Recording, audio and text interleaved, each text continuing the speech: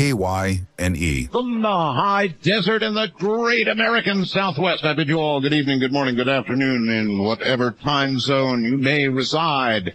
All of them covered thoroughly indeed by this program. I'm Art Bell. It's great to be here, an honor to be with you on the weekend. This night, we will interview somebody that I've been dying to interview for, 4 or 5 months at least.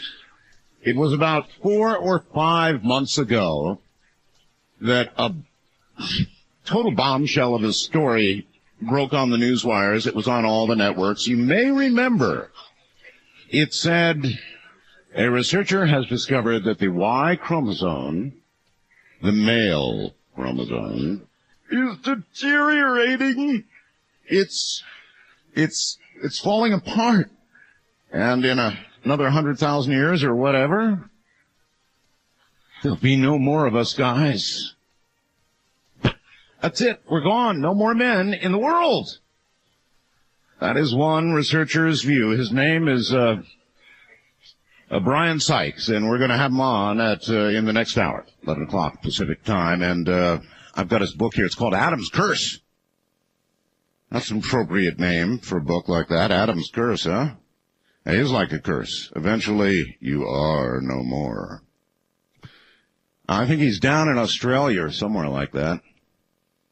Let's see. I don't know, maybe Great Britain.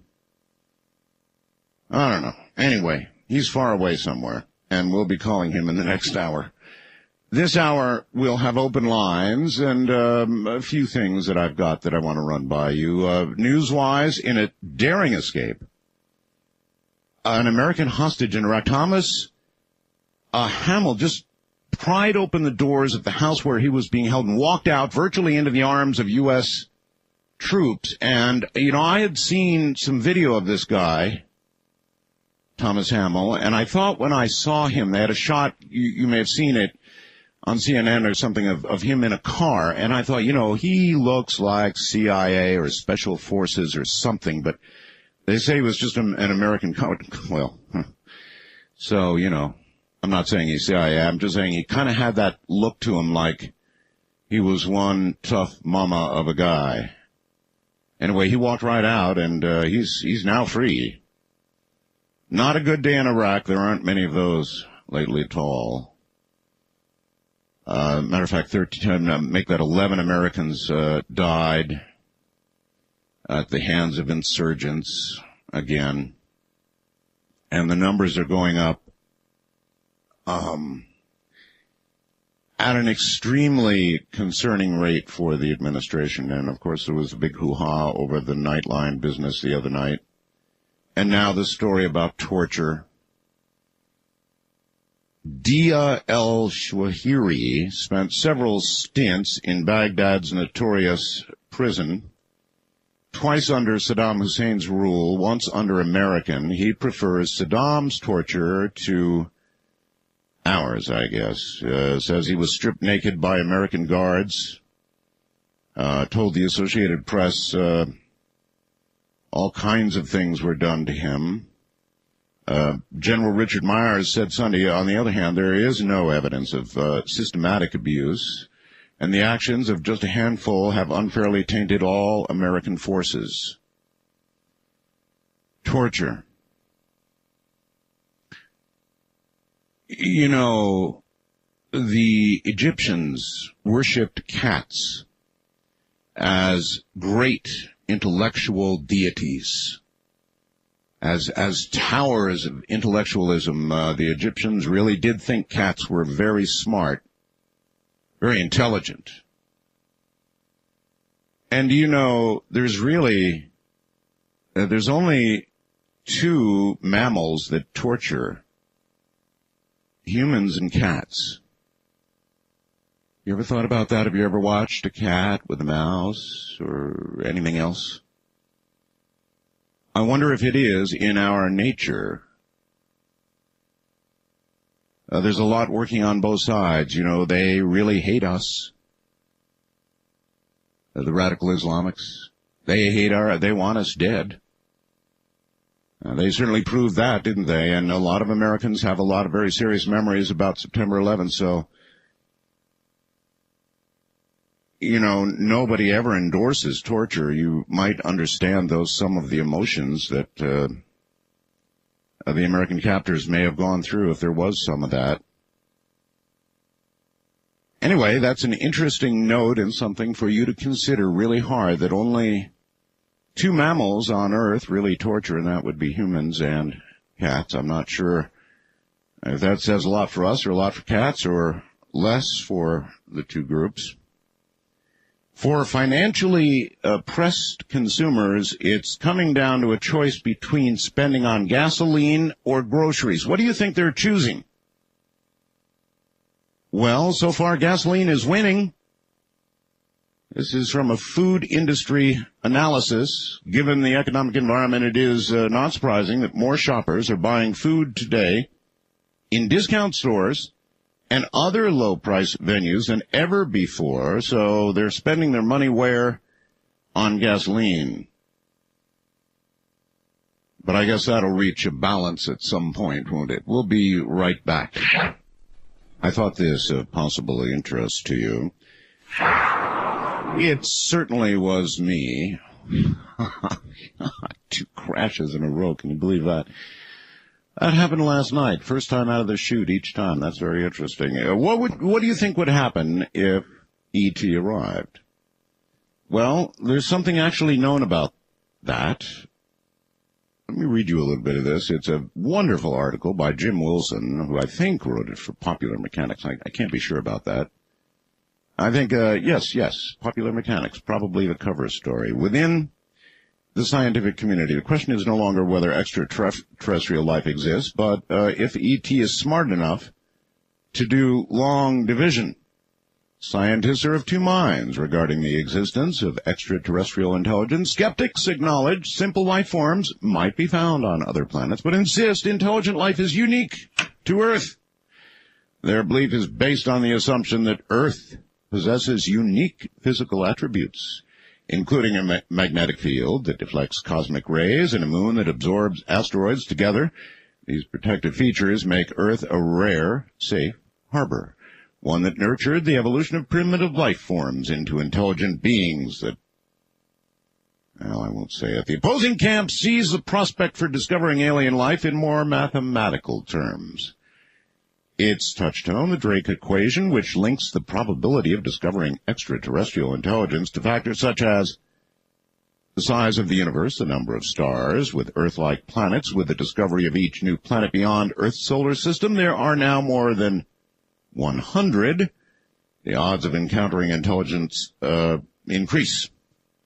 Governments and international organizations about the world have taken notice of the changing odds. No governmental official has gone on record yet claiming that UFOs are real, let alone a threat, yet with little public fanfare.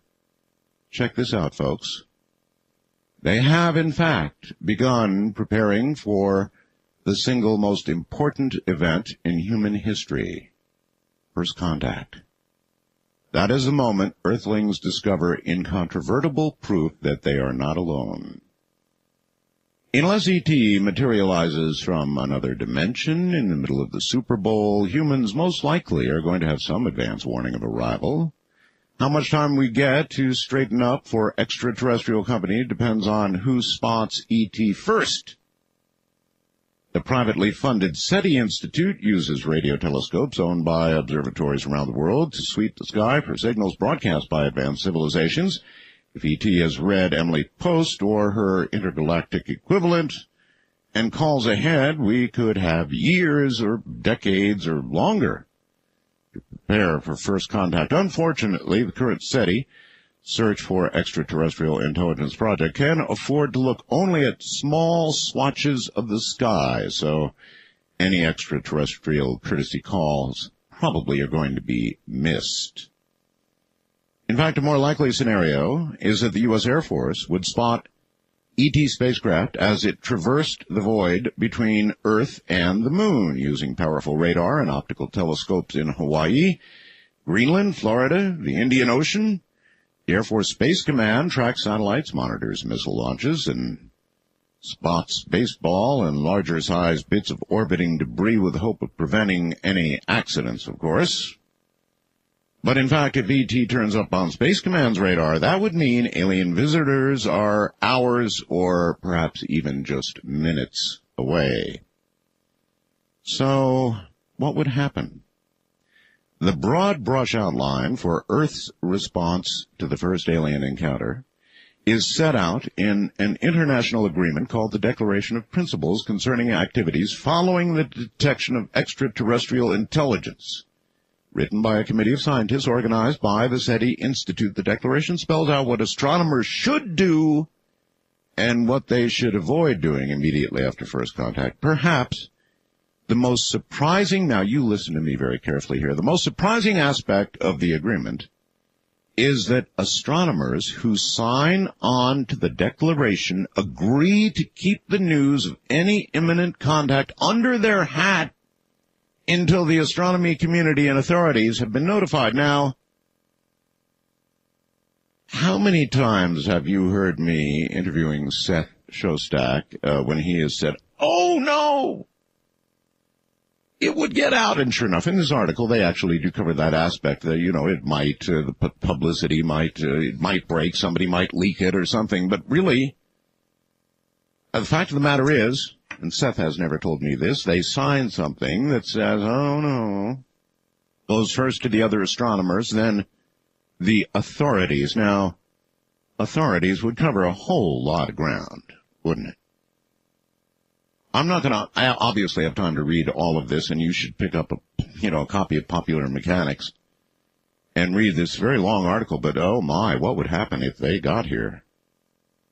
The question of how humanity might react to its first contact with intelligent aliens was officially raised in the late 1950s by the then newly created National Aeronautics and Space Administration, our lovable NASA. Curious as to how discoveries about the origin of the universe might affect society as a whole, NASA contracted with, of course, the famous Brookings Institute.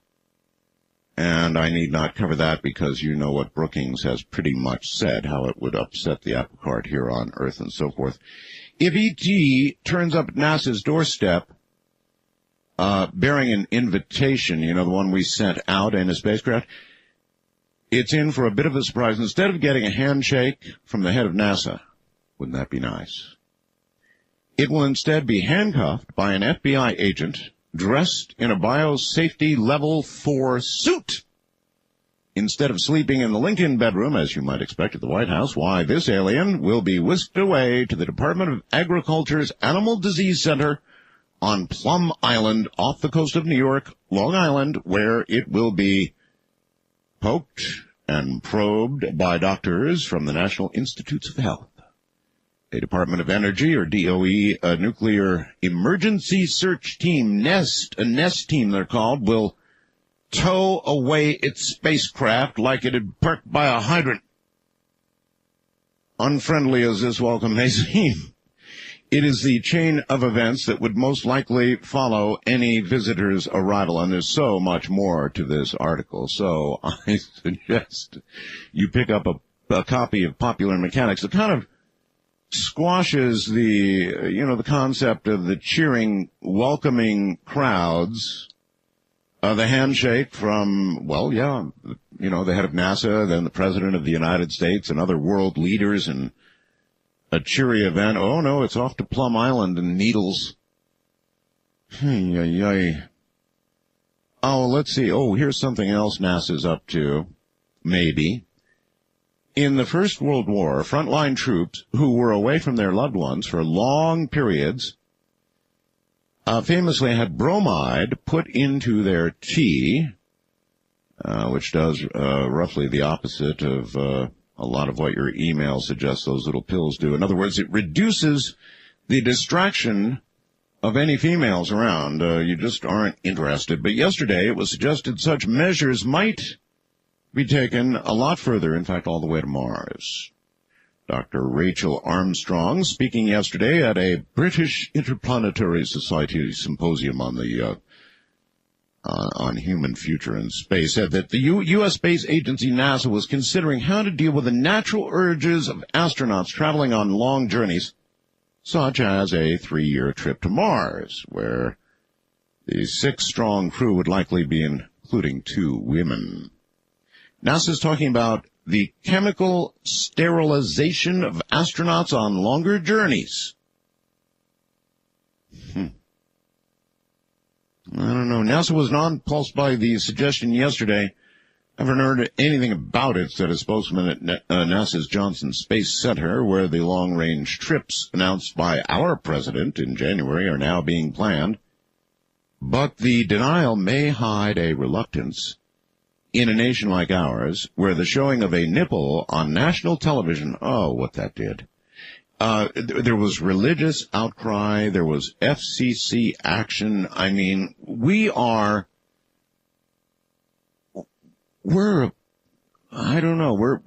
not exactly Victorian, but we're not exactly that far away from it either. So NASA doesn't even like to talk about stuff like this. But I guess it could be an issue, right? I mean, you've got several men up there with the right stuff and women, and they've got a long journey to make. I mean, 18 months possibly? Or even if it got down to 6 months there and 6 months back, that's still a long, long journey. Well, maybe this is our future. Florida. It's Manalapan or something like that, Florida. Associated Press. One of the nation's wealthiest towns is soon going to have cameras and computers running background checks on every single car and driver that passes through. The police chief there, a fellow named Clay Walker, said cameras are going to take infrared photos, recording a car's tag number. Then software will automatically run the numbers through law enforcement databases. A 911 dispatcher is alerted should car be stolen or is the subject of a be on the lookout for kind of warning.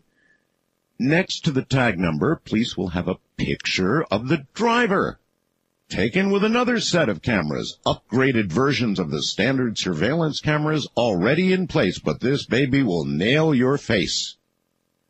And if there's a robbery, police will be able to comb records to determine who drove through town on any given afternoon or evening. In other words, let's see, courts have ruled that in a public area you have no expectation of privacy, said Walker, one of 11 sworn officers who protects that town's 321 residents. Still, Walker says their data will be destroyed every 3 months. The town council authorized $60,000 in security upgrades last week after 3 burglaries this winter robbed residents of $400,000 in jewelry. Oh, it is a rich town. The town averages 2 or 3 burglaries per year, and residents demanded something happen fast, and this is what they're doing. So there's going to be cameras literally everywhere. You would not be able to go through this town without them having a picture of your car, your license plate, and your face. And I remember, just a couple of years ago going to the Super Bowl, and I was the unwitting guinea pig, along with everybody else who went to that Super Bowl, of the nation's first large mass attempt at taking everybody's picture. And they had computers there, and they were looking for felons. Now, nobody, as far as I know, was arrested. Nobody got arrested, actually, because of that, even if the alarm bells went off and all the rest of it. It was merely an experiment to see if they could reasonably do it. And I think that what we're seeing here in this story is the perfection or the near perfection of this system. So I guess Big Brother is just about here. It's just about Orwell time, folks.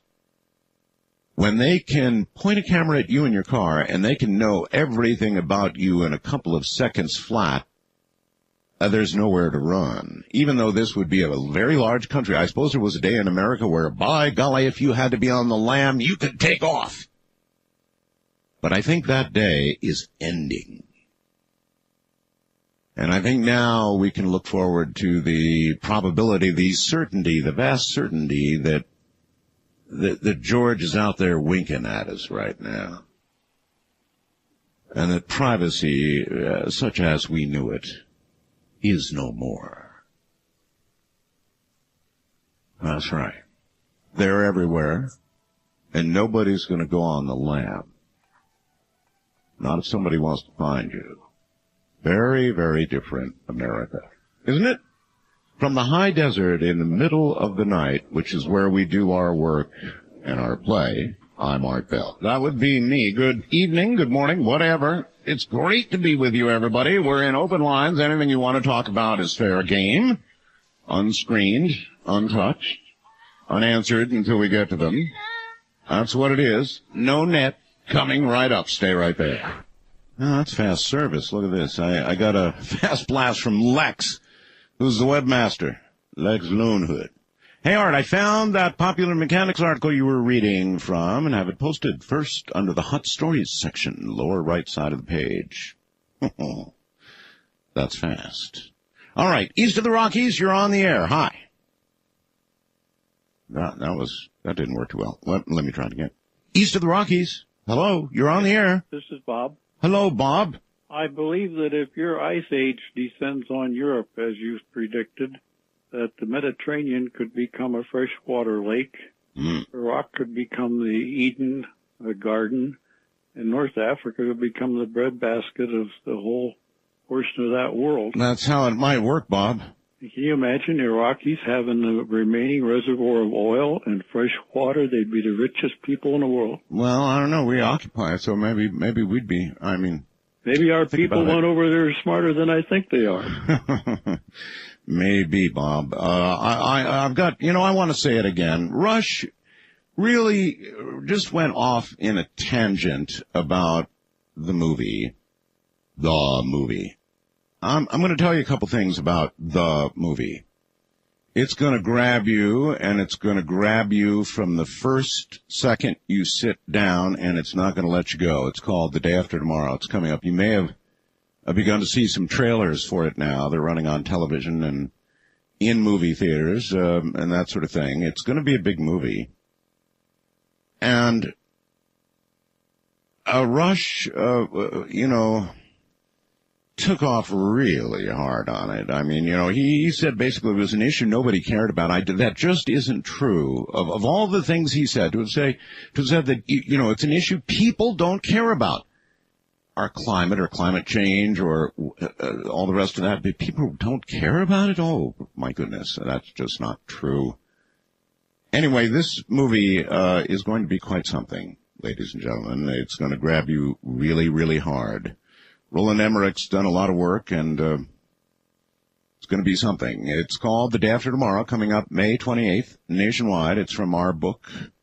I say our book, Whitley Strieber, myself, Art Bell. It's called The Coming Global Superstorm, and The Day After Tomorrow is based in part on that book. And for those of you that have read both, you will see both books, or that book, of course, throughout the movie. And I warn you, it's one of those movies that is going to leave you absolutely breathless. West of the Rockies, you're on the air. Hello. Yeah, hi, Art. Hi. How you doing tonight? I'm just spiffy, thank you. Good to talk to you. I'm Dennis. I'm in Phoenix. Hey, Dennis. What I called about is kind of related to that, except it has to do with catastrophic earth changes. By the way, I'm looking forward to the movie. I'm rereading Coming Global Superstorm. Mm-hmm. But this evening I was watching part of, this was on cable, it's called 10.5 or 10.5. Oh, yes. Now, be careful what you tell me here, because I have it on hard drive. I detest having to wait. And so instead I put on hard drive tonight and will tomorrow night, and then watch it all together. Oh, well, what I have to say won't ruin anything for you. Okay. Who is it that he's been a regular guest? The geologist from California who has learned to predict quakes, and he was actually even suspended. He was the county geologist, right, for up in the Bay Area. It'll hit me. Anyway, I know who you're talking about, yes? Yeah, anyway, The movie kind of has to do with some kind of visionary or farsighted geologist there in California who they pretty much get treated the same way. They must have been, whoever wrote that must have been paying attention to your program or him, because those with the foresight pretty much get treated the same way, same reaction. Yes. And yes, well, messengers are always shot. Oh, and the politics and all that stuff, yeah.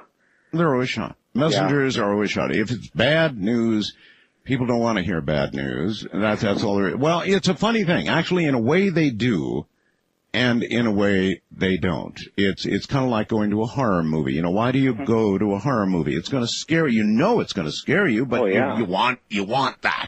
The thing is to have to live through it, and I strongly believe, I have my reasons, I won't get into them, but, and I was talking to somebody from California today who's moved here, and actually I don't think Phoenix is a safe place. I've got my reasons for that. I won't, belabor, this conversation, but, he said, you know, we're due for a cleaning and, the human race, or at least this country, and I says, well, you know, if the populace doesn't do it, I suspect actually Mother Nature will do it before the populace does. Well, here's the thing about Mother Nature. Mother Nature, kind of like with justice, is, you could think of her, you know, holding a couple of weights, right? And he's right about that. Mother Nature doesn't get angry. Mother Nature doesn't get mad. Mother Nature gets even. Is a sort of a way to think about it. In other words, if something becomes too far out of balance, then inevitably there's something in nature that will act to correct that balance. Simple as that. A wildcard line, you're on the air. Hello. Good evening, Art. Good evening to you. Well, this is Pat. I'm calling you from Pennsylvania. Okay. And, Art, do you know how the conventional wisdom is that if extraterrestrial life were proven to absolutely exist, that the Christian community would be shaken the most? No, actually, that's not conventional wisdom, if you're drawing from what Brookings said. They suggested that, as unlikely as it might seem, the greatest disturbance would come to science. To the scientific community. Yes, indeed. But I just wanted to relate something that I heard several years ago. I was listening to an interview on public television with the Reverend Billy Graham. Ah, yes. And in the middle of the interview, out of the blue, he makes a reference to the inhabitants of other planets. And the interviewer now picks him up on this. And Art, I was astonished to hear Dr. Graham say that he believes absolutely that extraterrestrials are real and that there are many inhabited planets in our universe. That is very interesting. I wasn't aware he had said that, but that's fascinating. Fascinating. And what was his general consensus? If I can remember the context correctly, Art. They're all God's creatures? Yes, and that they might be human and some might not. Mm-hmm. But in any event, he believes that they exist and he spoke it as an absolute, not as a theory. Mm-hmm. Fascinating. I would love to read a transcript of what the Reverend Graham said. I really would. I'd love to read that. Somebody out there inevitably will have it. And by the way, if you want to get something to me, it's not that hard. I am reachable.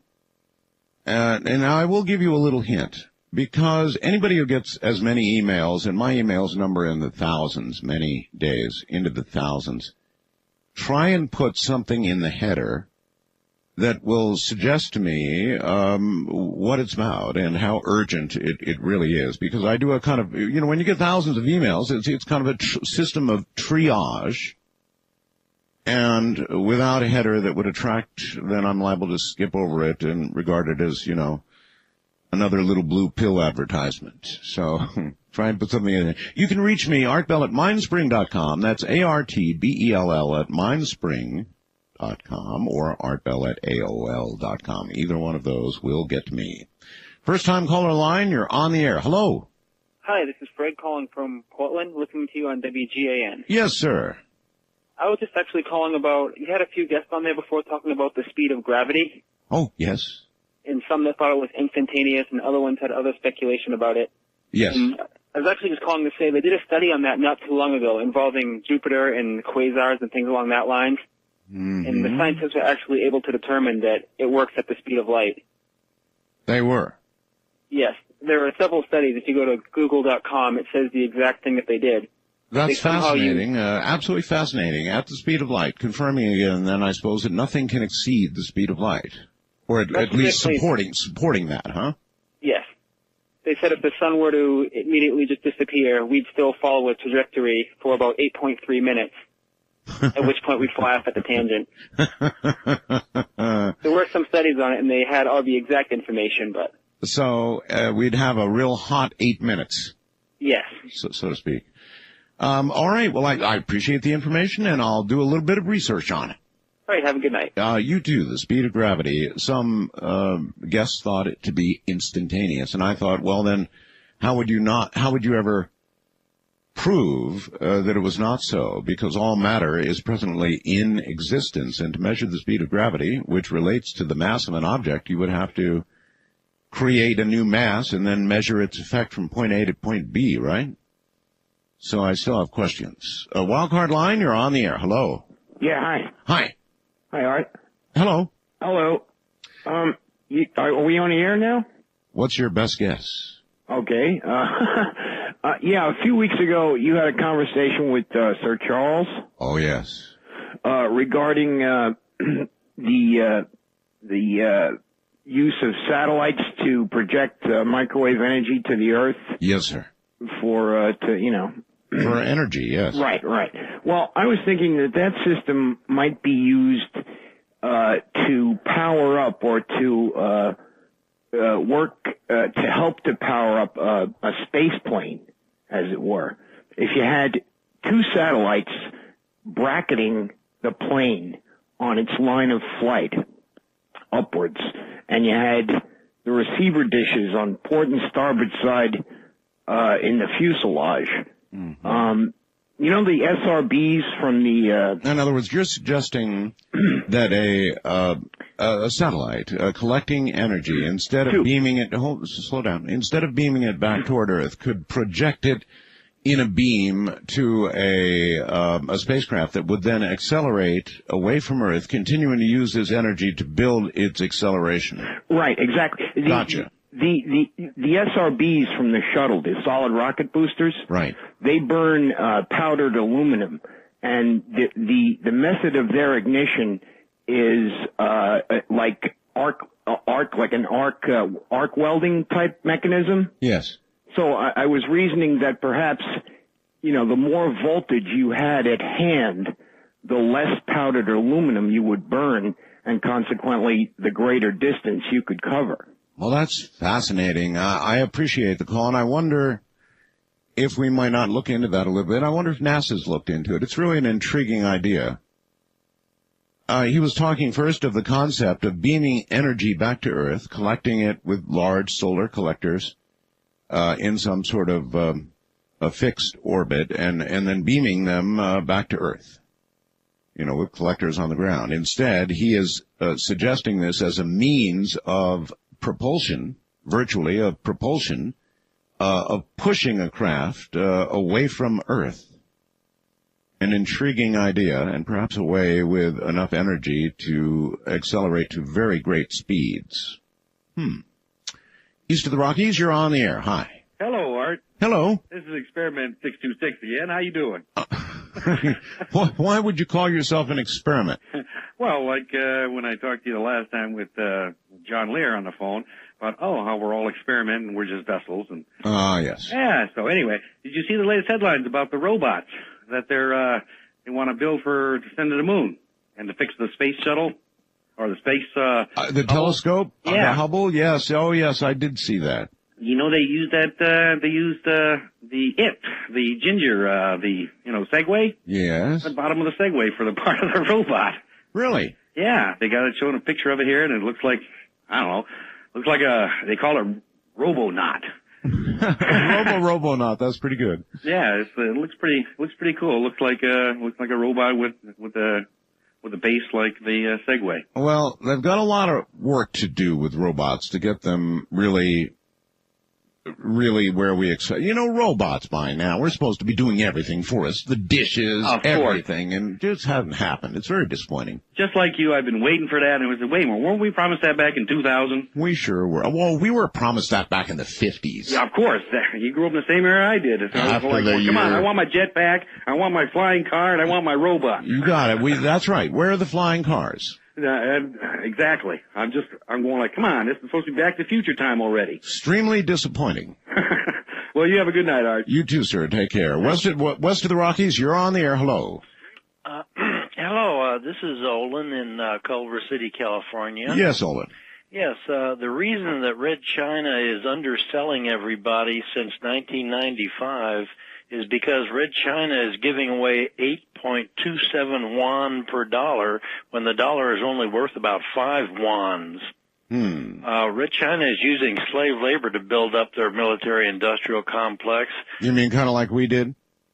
Well, but they're in continuing violation of the GATT treaty, which says... Well, you know what, though? I think a lot of nations in their infancy have used what amounts to slave labor, one way or the other. You can think of it that way.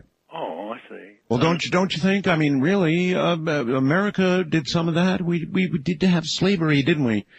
Well, yes. And then that slavery built a lot of early America, didn't it? Well, they also had indentured servants from Great Britain and Europe. So yeah, I'm just saying it kind of it's one of those evolutionary things that it's not laudable, but it seems to be just almost universally true. Well, selling low to get started is a good practice, but unfortunately we are under fascist economic attack to deindustrialize America and bankrupt the American government. Yeah, that was last night's guest, and he makes a point that we're pretty much well on the way toward that now, huh? Well, that's right. When Red China sells out the treasury bonds and notes that they're holding, they'll bankrupt the American government. As a matter of fact, Red China is dumping cheap foreign goods made by slave labor in concentration camps all over the world,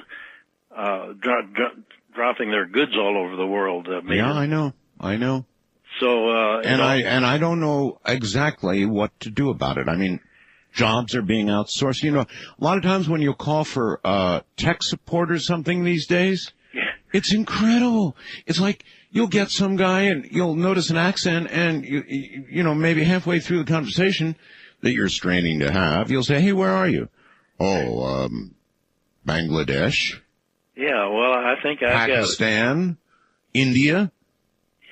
Yeah, I mean, it's amazing what's going on. Well, the problem here is that we're being deindustrialized by a fascist dictatorship with slave labor.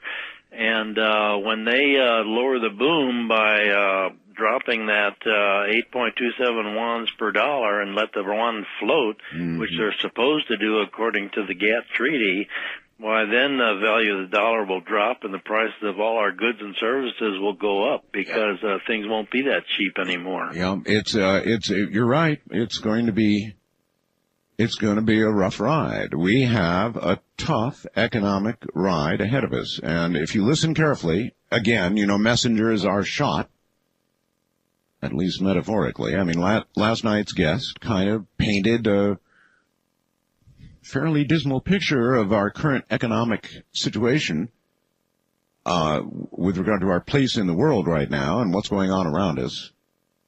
Fairly dismal. And speaking of dismal pictures, just wait till you hear what's coming up next.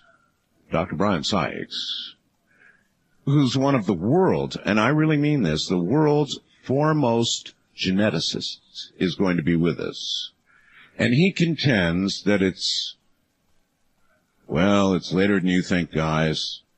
Well, actually, it's later than you think for guys. In other words, eventually there will be no more men. That's it. We're done. The Y chromosome is crumbling. And that's what makes men. from the high deserts. Stay right where you are, because we'll be right back. What a title. The book is Adam's Curse, A Future Without Men. I'll tell you an interesting story about this in a moment. Professor Bryan Sykes, professor of human genetics at the University of Oxford, is one of the world's leading geneticists. After undertaking medical research into the causes of inherited bone disease, he discovered DNA could survive in ancient bones, and he was the first to report on the recovery of ancient DNA from archaeological bones in the journal Nature in 1989. Since then, Professor Sykes has been called in as the leading international authority to examine several high-profile cases, such as the Iceman, Shatterman, and the many individuals claiming to be members of the Russian royal family. You remember that controversy? Professor Sykes and his research team have, over the last decade, compiled the most complete DNA family tree of our species yet available. They are the founders of Oxford Ancestors Limited, the world's leading provider of DNA-based services for use in personal ancestry research. Now, Adam's Curse, of course, is, well, you may remember, it was several months ago. I absolutely went over the top when I read it. It was a news flash that went around the world that Professor Sykes had discovered that the Y chromosome was deteriorating, and that a literal truth might be that in 100,000 years, or whatever the figure was, I can't recall now, it was in all the AP and UPI reports, man would cease to exist. Cease to exist. There would be no more men in the world. And it really caught my attention. I said, we have got to find Professor Sykes. Well, it was a long journey indeed, but we have found him. And in such an unlikely place. The phone number I called here a little while ago was 01144, and then the rest of the number. And 44 is a designator for England, so I was sure I was calling Great Britain. And sure enough, it rang. There was a long wait, and then it rang, and then I got a very cellular-type answer on the other end of the line, and there was Professor Sykes. And I said, oh, gosh, no, it's a bad connection, transatlantic wait and all that. He said, well, why don't you call me here on the local number? And I said, okay, what's that? And he reels off an area code 206. So Professor Sykes is currently in the country. He's actually in the Seattle area somewhere, 206. And here I had called a transatlantic. It bounced there and bounced back, and he was actually in Seattle. A wonderful surprise. So coming up from Seattle in a moment, Professor Bryan Sykes. Professor Sykes, it is an honor to have you on the program. Well, it's a great pleasure for me to be on it, Art. Peace long. Well, I'm over here in America because the U.S. edition of Adam's Curse just published last week. So that's the fortunate reason that you're able to call me really just down the road rather than across the Atlantic and Pacific or wherever it was. I see. Wonderful. I have a copy of the hardback book here. It is a beautiful book, by the way. Very well done. It's a nice color, isn't it? It is indeed. And so you should be very proud of it. And is this the first book of this magnitude that you have published? I did. I wrote another book a couple of years ago called The Seven Daughters of Eve, and you can see there's a connection between the two. That one being mostly about the history of women, or at least what DNA tells us about the history of women. Whereas this one, Adam's Curse, as well as being about the extinction of men, is about what my research has discovered about the history of men. Well, I'm sure we'll somehow get to all of that. I'm sure we will. We've got plenty of time. We sure do. That's the beauty of radio. It really is. Long-form radio. There's nothing in the world like it. It is a shocking claim, that human males... Are you sure when they talk to you about publishing and perishing, you didn't interpret it to mean publish about perish? No, huh? It is a long time in the future. Yeah. Well, how long? Well, if we start talking about that, we're going to be talking about the end of the book before we go through all the arguments in Okay, all right. So just, I mean... We'll get to it. I'm sure we'll get to it before the program finishes, but just to I mean, I think it's a process which, for reasons we'll have loads of time to go into, is inevitable, but the time scale, whenever you say something will happen, and you're going to be asked, well, when? So I've made various assumptions and come up with a figure about 5,000 generations from now, that is around about 100, 125,000, maybe 150,000 years, something like that. Mm-hmm. How is this going to happen, Professor? And through what means were you able to discern this? Well, why don't we talk about the rest of the book and we'll come to that, because it really is at the end of it. Oh, all right. Because if I answer that question straight away, it would take me about 20 minutes to get through the... No, that's just fine. So then why don't we ask you instead, then you're saying that basically we're only genetically modified women anyway. What do you mean by that? Yep. Well, I think that there's not actually all that much dispute about that. I mean, the sort of motive for writing Adam's Curse was because I wanted to try and sort of bring out the genetic reasons behind and the consequences of the fact that something that's perfectly blindingly obvious to everybody, and it actually affects us every single day, which is that our species, unlike every species actually, is divided into males and females. And, well, you know, we could talk an entire program about the repercussions of that in our everyday sort of social encounters. Professor, is the ratio roughly exactly 50-50? Not quite, actually. At birth, there's slightly more males born, but they're always rather a bit weaker. And they don't live as long, of course. Men die before women. And I think there's a genetic reason underlying that. So let me just start off with this genetically modified women business. Well, it is the case that there's a little chromosome which men have and women don't have. Mm-hmm. And on that chromosome is one particular gene. And what it does is it flips a genetic switch when we're, us boys, when we were only 6 weeks after fertilization. So very soon after we were conceived, this switch flicks and it ignites a whole relay of genetic reactions which take us away from what we otherwise would have become, which is girls. And it takes us away from that. Really? And bit by bit turns us into boys. Really? Yeah. And is it a matter of chance with regard to that switch? Is it, in other words, could it as easily not be thrown as thrown? Well, it's usually thrown. If people have a Y chromosome, if fetuses, have a Y chromosome, they almost always end up as males. But occasionally, and this is how we know about how this works, occasionally there's something wrong with this switch, and it doesn't get thrown. And then? In that case, the natural course of events continues, and those children, those babies are born female, even though they've actually got a Y chromosome. So that's how we know that the Y chromosome is right at the heart of the matter, and that if it's not working, then the natural progression, it's not that if the Y chromosome isn't working, the fetus dies, or the embryo dies, it doesn't. It just carries on and becomes female. Fully, functionally normal female. Is that true? Pretty much, but for a complicated chromosomal reason, they're usually sterile. But often very beautiful, as a matter of fact. So these are XY females, and there's a number of them actually made a career in modeling, believe it or not. How rare are they, Professor? How rare are they? There's about between 1 in 5 and 1 in 10,000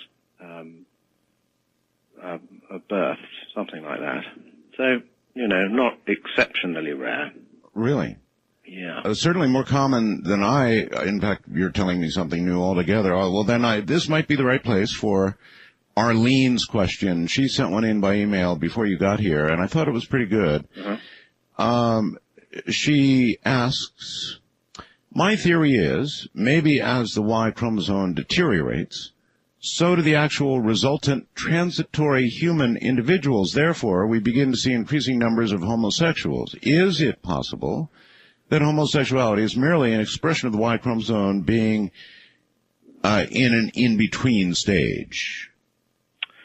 Well, it's a very good question. And there's a chapter in Adam's Curse about homosexuality, but I think it's a bit more subtle than that, actually. That although the Y chromosome is deteriorating slowly, and we can go into how slowly and what the reasons for that are, I'm not myself convinced that it's that which is the cause of at least male homosexuality. Now, I don't really know whether homosexuality is increasing or decreasing, but when I've talked about Adam's Curse, I've had many people say, well, you know, in my experience, in my neighborhood, then male homosexuality is increasing.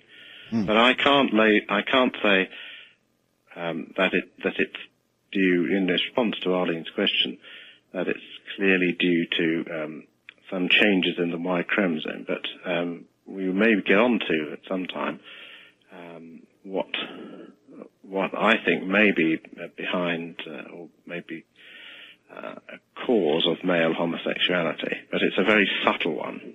Okay. But you don't necessarily see a connection, is what you're saying? I don't necessarily see a connection between the Y chromosome and male homosexuality, but as I'm sure we'll get on to, the Y chromosome is actually involved in a very bitter genetic war with the Y chromosome being transmitted from father to son is if you like, a sort of proxy for the history and the history of the male sex, and certainly because it can only go from one generation to the next through the male sex and not through the female sex, because it's transmitted from father to son. Yeah. It's completely opposed to another gene called mitochondrial DNA, which I wrote about in my first book, The Seven Daughters of Eve, which is passed from down the female line. So here you have two, if you like, warring genes that will never make peace. You actually describe a Y chromosome as a genetic ruin, a wasteland littered with molecular wreckage, a graveyard of rotting genes. Oh gosh, that sounds terrible. Is that really? It does. Yes. Is that a fair description? Well, I mean, now we're able to look at detail in what the Y chromosome looks like.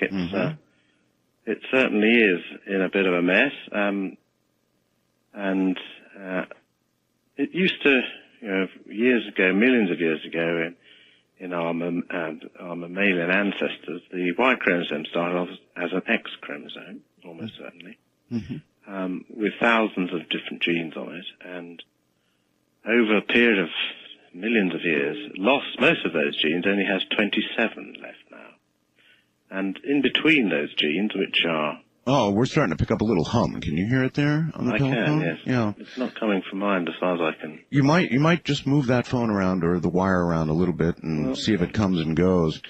Gone now, but I don't. Anyway, the Y chromosome is under constant attack, you said, virtually at war, and I guess the presumption is it is over time going to lose the war. It will lose the war, yes. It'll lose the war because it is deteriorating, and mutations are accumulating at quite a fast rate, and it is a common cause, these mutations on the Y chromosome, a common cause of male infertility these days. And the calculations, the estimates, if you like, of how long I think that the Y chromosome has left is based on the what we see now, the mutations in that chromosome that are causing male infertility. Professor, if it's 100 or 125,000 years out, whatever that eventually that number turns out to be, there's going to be a time between now and then where there are increasing numbers of infertile men. Really? Yeah. I heard some sort of startling statistics about that not very long ago. It's already starting to happen now, isn't it? Sure. I mean, it is. I mean, 7% of men are not completely infertile, but they're subfertile. That's a very high percentage. Did you say 7%? 7%. 7%, all right. 7% of men. And of those, between 1 and 2%, that's not of the 7%, but between 1 and 2% of men are, their infertility, or subfertility if you like, is caused by mutations on the Y chromosome. So that's very, very high. And because clearly their fathers could not have been infertile, these must be new mutations that are happening, or many of them, new mutations that are happening in these men themselves. So it's very startling. Well, that is startling. And is it going to be a linear deterioration, or will the process at some point go through a sudden acceleration, or between now and 100 or 125,000 years, is going to be linear, more and more and more infertile men? Yes, I think so. I think it will.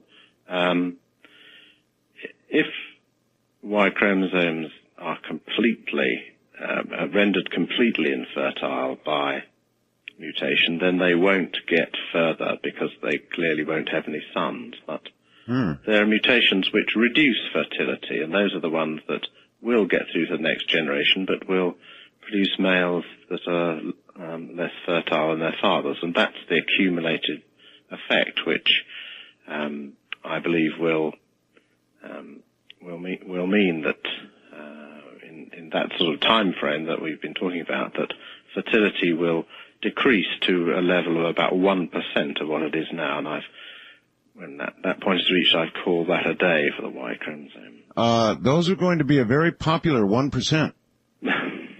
Aren't they? And there's going to be a lot of time. I don't know. I mean, I don't know. They're going to be, there's going to be men around, but they're going to be very infertile. I'm just trying to find some little bright side to this somewhere. I know. It's not necessarily, I mean, there are things we can do about it, I think. But this is a process that, this is, one of the features of the Y chromosome, which, I mean, in the book, which is, we are really talking about the end of the book now, rather than the rest of it, but in the book, because my main research has been looking at what the Y chromosome can tell us about the history, our own human history and the history of men, it's clear from my research and those other people that some Y chromosomes have done remarkably well, and those are Y chromosomes that have been associated with extremely unsavory historical figures the last while. Really? Oh, yeah. So the most extreme example, which I've come across, work done by some other Oxford scientists, was to track down the Y chromosome of Genghis Khan, the Mongol emperor. Of course.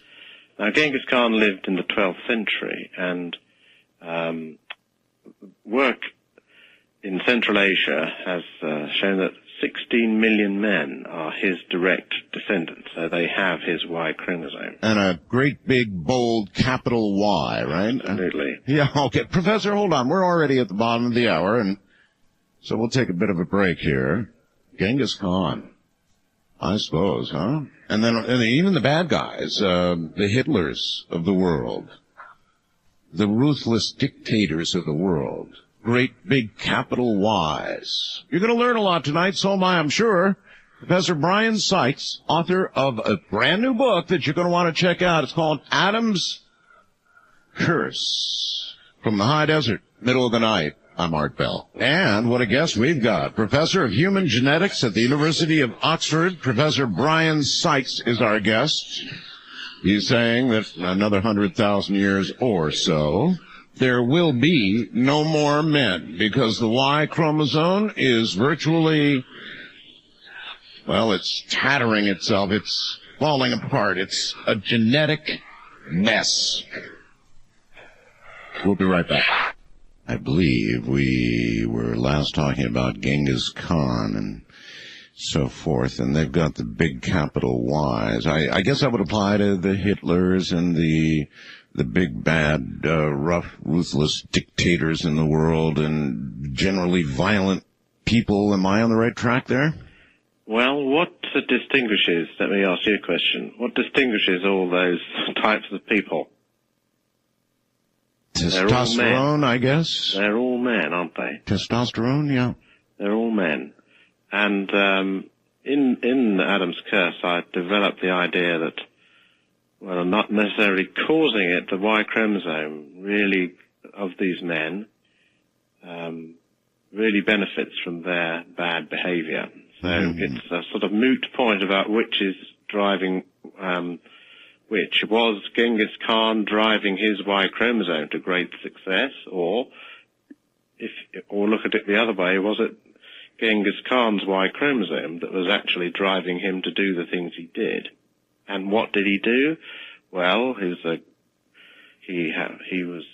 started the largest land empire ever known, the Mongol Empire. Mm-hmm. He invaded adjoining countries. He invaded them. He had a fantastic army. Mm. He killed all the men, and he brought the women along, or had them brought along, and he inseminated all the women one by one. Mm.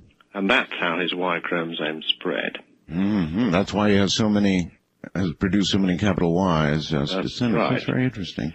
And I think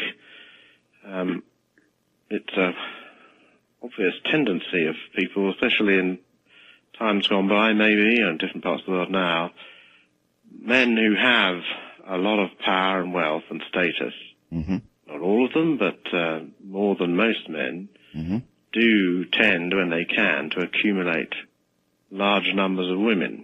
And there's fantastic numbers of tens of thousands of concubines, for example, that were kept for the exclusive use of some well-attested historical despots or emperors. So the two things are very much interlinked. But there would be another side to that, Professor, wouldn't there? And that would be that some of the greatest achievements were testosterone-driven as well. I mean, some of mankind's greatest achievements, indeed. Well, that's right. That's right. So you're absolutely right. So the fact that we exist as two sexes, male and female, has driven our evolution, particularly, I think, in the last 10,000 years, and we may go into the reason why it's in the last 10,000 years. And it has driven very many aspects of our evolution. And that works by a type of evolution. It's not natural selection, which is the one that Darwin is best known for, but another of his theories, which is sexual selection. And it's not usually been appreciated that sexual selection is going on in our own species, but well known in others. So perhaps the most familiar example is the peacock's tail. Male peacocks have a huge and elaborate tail, very colourful, to us, very beautiful. And the peahens, the female peacocks, are, by comparison, dull and well camouflaged. Now, what's driven the male peacock to become like that? It's been a slow evolution of male peacocks growing a tail, then one will have a slightly better tail and will attract more mates, and therefore his genes will pass on preferentially to the next generation. And then the tail gets bigger and bigger, but it's also driven not just by men growing bigger, by male peacocks growing bigger tails, but by the the male peacocks, their evolution, the evolution of their tail being driven by the choice of the peahens, because they must be able to appreciate these tails for that evolution to occur. So it's a cycle of sexual selection, and it can happen and transform a species very, very quickly. Well, that is a sort of natural selection, though, isn't it? It's natural, yes, but Darwin was careful to distinguish the two. It's certainly natural, but it's not as if, our evolution, the reason I'm talking about the peacock is because I see parallels there between what's happened in the peacock and the evolution of our own species over the last 10,000 years, which has been extraordinarily rapid, hugely rapid. I mean, we don't appreciate that necessarily because we live in, we're actually in this modern world, but it's been extremely fast. Quite right. And why is that? Well, the idea that I advance in Adam's curse is that men use wealth and power and status in the same way that peacocks use their tails. Well said, evolved yes. in a parallel fashion. And why didn't they evolve before? It's because there were no such things as wealth and property and ownership before the invention of agriculture. Agriculture comes along, then land becomes owned, flocks of domestic animals become owned, wealth begins to accumulate. Prior to that, we were really struggling to make a living anywhere, just wandering around as hunter-gatherers by and large in small bands. We didn't have any property. We didn't have anything to own, so we couldn't. That couldn't be factored into the ever-present possibilities for sexual selection. Well, why then, given the state of the world today, aren't the Donald Trumps of the world just putting lots of capital Y's out there? Well, they probably are. Well, they probably are. Then they why? certainly have been. They certainly have been in the past, and that's how, because my research team has been looking at Y chromosomes distributed throughout the world, and we see very clearly particular Y chromosomes that have done really extraordinarily well, and they're by and large, well, always so far, linked back to historical figures who have not necessarily been as cruel and unpleasant as Genghis Khan, but certainly associated very strongly with wealth and power. And the best examples, I suppose, of those are the chiefs of Scottish clans, where we've done some work and linked back. For example, amongst the MacDonalds, 20% of people called MacDonald are related directly to the founder of the clan, again living about the same time as Genghis Khan. Isn't that something? Yeah, and those chromosomes, those Y chromosomes, they're probably getting on for 400,000, 500,000 of these Y chromosomes. A lot of them, of course, in the United States and Canada, having come from this one man. So over the course of 700, 800 years, they've increased in frequency from 1 in the original man to getting on for 500,000, and that's an incredible increase in any kind of evolutionary sense. Well, then what's going wrong? I guess what's going wrong here?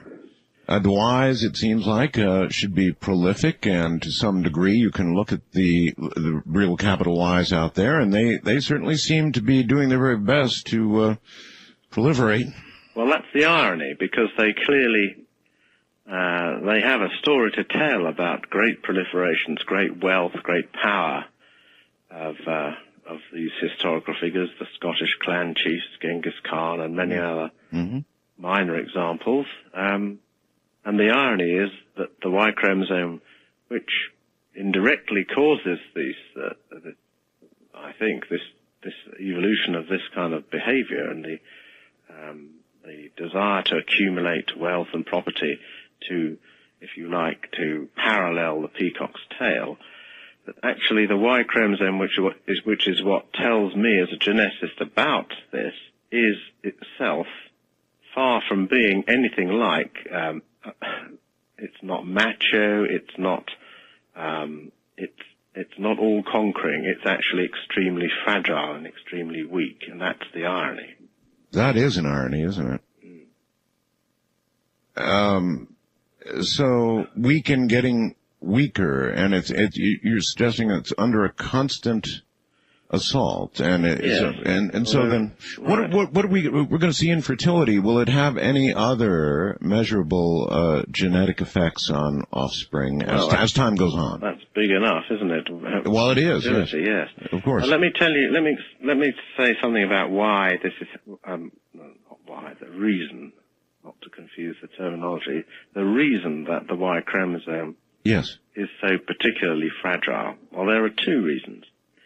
The first is that unlike all our other chromosomes, and we have 23 other chromosomes in our bodies, unlike all of those, it doesn't actually exchange DNA with other chromosomes at each generation. And that's something that all the other chromosomes do. And the process of exchanging DNA, swapping it around, actually heals mutations. So the Y chromosome can't heal its mutations anywhere near as effectively as the other chromosomes. And also, it actually mutates at a faster rate than the other chromosomes for an interesting but actually logical reason, and that's the following: that because the Y chromosome is passed from father to son, it's passed, of course, through sperm. And the Y chromosome, your Y chromosome, you've got it from your father, who got it from his father, and from his father, always in sperm. And therefore, it spends its entire life, from generation to generation, over dozens, hundreds of generations, always in the germline of males. That's to say, the cells that are going to produce sperm. And those are a very unhealthy place for DNA to be, because mutations happen when cells divide, and cells divide at a very, very fast rate in the testes in order so that men can produce 100 million sperm a day or something like that. And it's an incredible fact that the DNA in a man of 60 has already been copied 1,000 times. And so the Y chromosome in a man of 60 has been copied 1,000 times. And although the other chromosomes have also been copied, over time they actually spend, it's a bit hard to go across, but they actually spend half their time not in the cells that produce sperm, but in the cells that produce eggs, because they sort of swap around from males to females as the generations pass. So you're saying in a man of 60 years of age, it's like his Y has been copied on a bad copy machine 1,000 times? It's a pretty good copying machine, actually, but yes, 1,000 times. So that's, of course, not all men are 60 when they reproduce, but you can see that over 1,000 generations, let's say, then that's 1 million times it's been copied, and without the ability to repair those mutations, clearly it's an unstable system that will degenerate, and it is. Yeah, isn't that an evolutionary outrage, Professor? I mean, why would design be such? It would be, it's like a motor company designing a car to fall apart in 20 years. Well, now, what we're onto there is an interesting thing, that actually evolution, though it seems to us to have design, doesn't have a design at all. It has no plans for the future. It has no plans for the future. It's been, without getting into the arguments of evolution by natural selection versus creationism, which we could spend the entire program talking about. No doubt. Without getting into that argument, it's always been very difficult for evolutionary biologists to understand what is going on with evolution. And it doesn't seem that it's sufficient to say, it's certainly not the case that there's any kind of design element all that happens is that things change with time, and particularly good traits or things tend to increase, because rather like the peacock's tail example, they get passed on preferentially to the next generation. Yes, I've got that, but not in the case of the Y chromosome. No, exactly so. There's nothing that nature can do to help, really. It's just unfortunate that our ancient ancestors, when the ancestors of the mammals, very early mammals, decided, well, they didn't decide, it just happened, that the way of, if you like, producing males and females was put down to a chromosome, because in lots of other animals it's not done by chromosomes at all. Mm-hmm.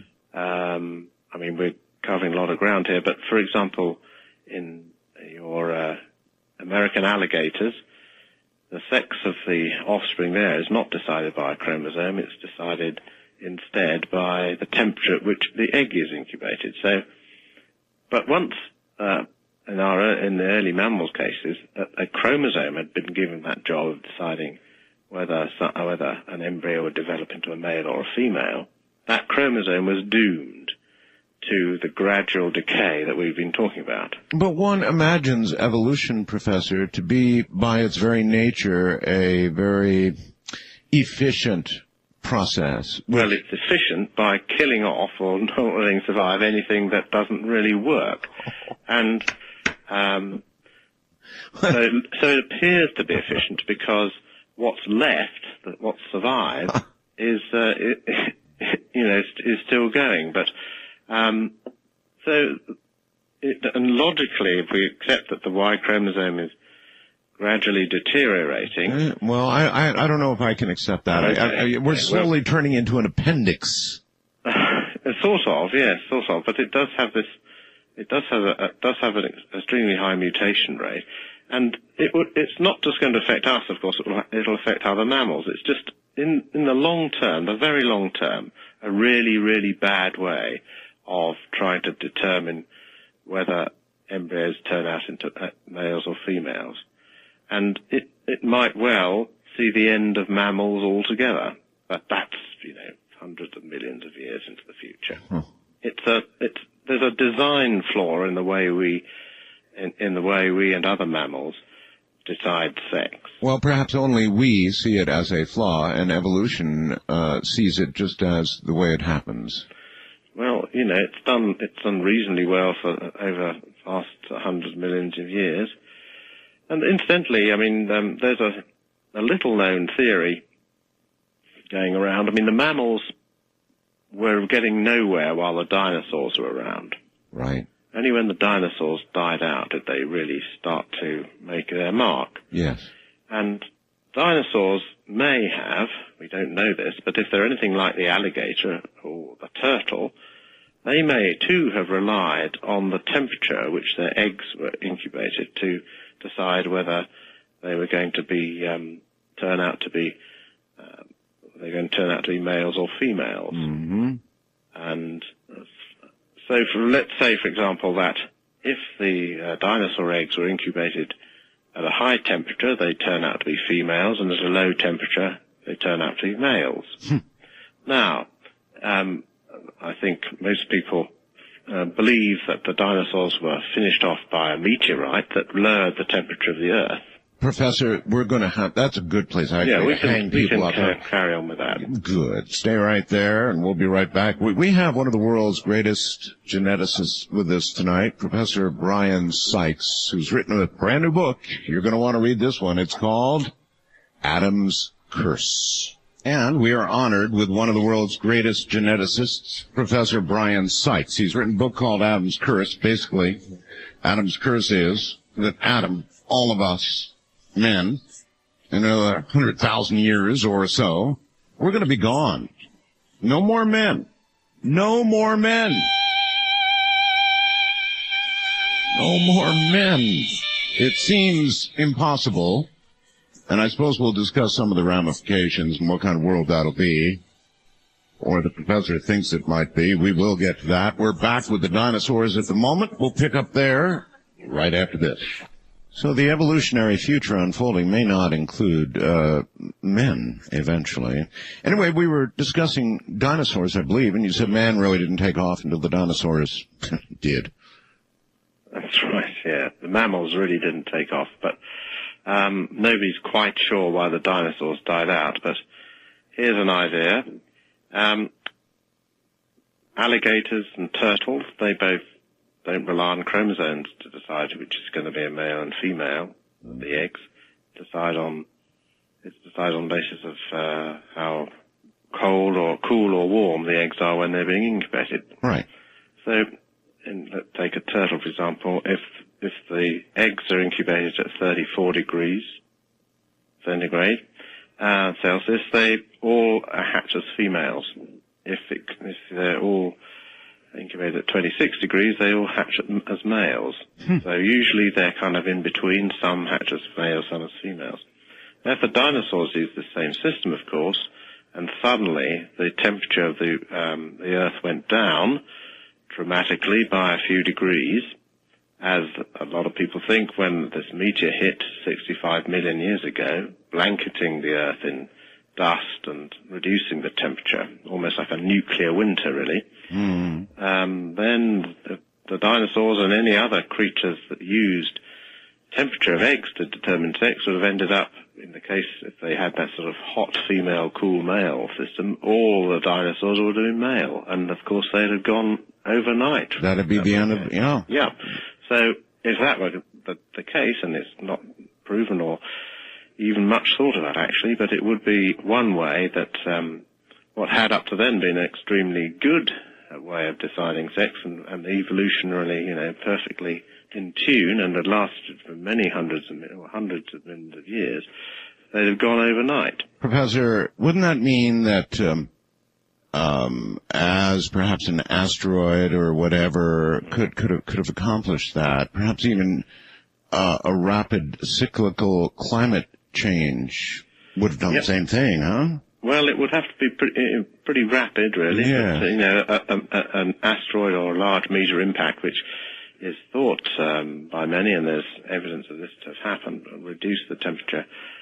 Any organism or any animal that depends on temperature to decide sex would have the sex ratios, the ratios between males and females, drastically altered. But there are those troublesome woolly mammoths with the frozen greenery in their mouths. Oh, those, that's right. But although that's right. I think they died for other reasons.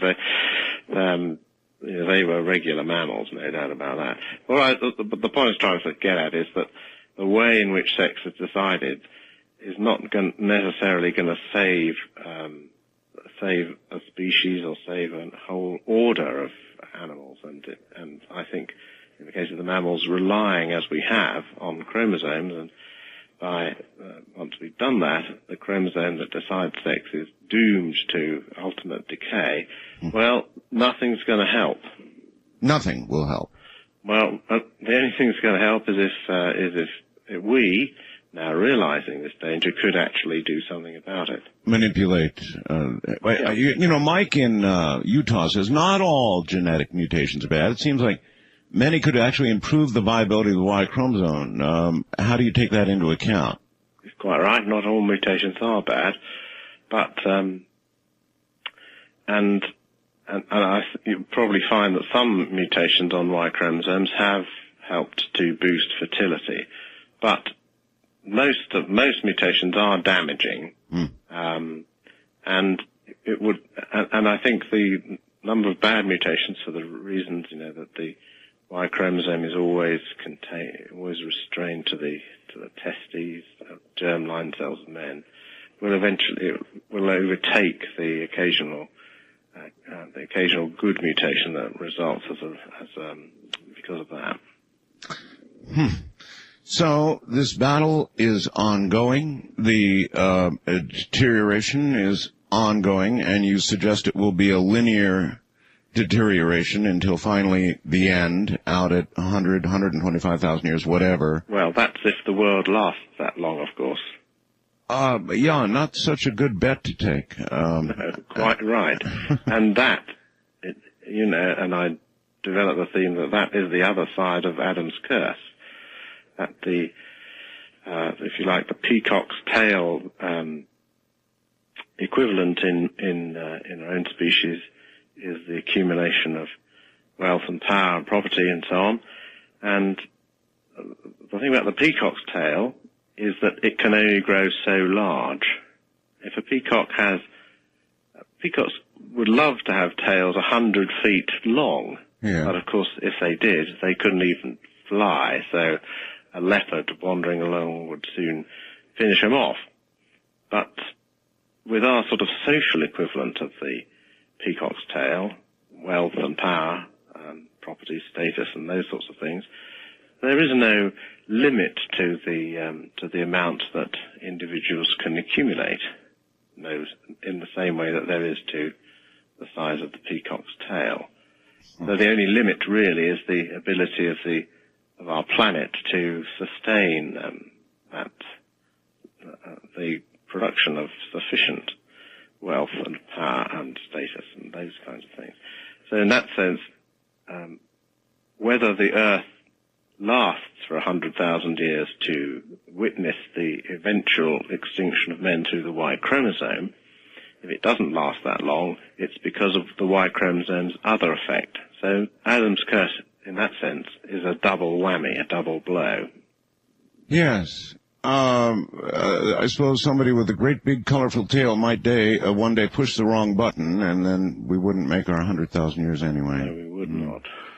Well, so let's for a second jump back, because it's such a big question in society.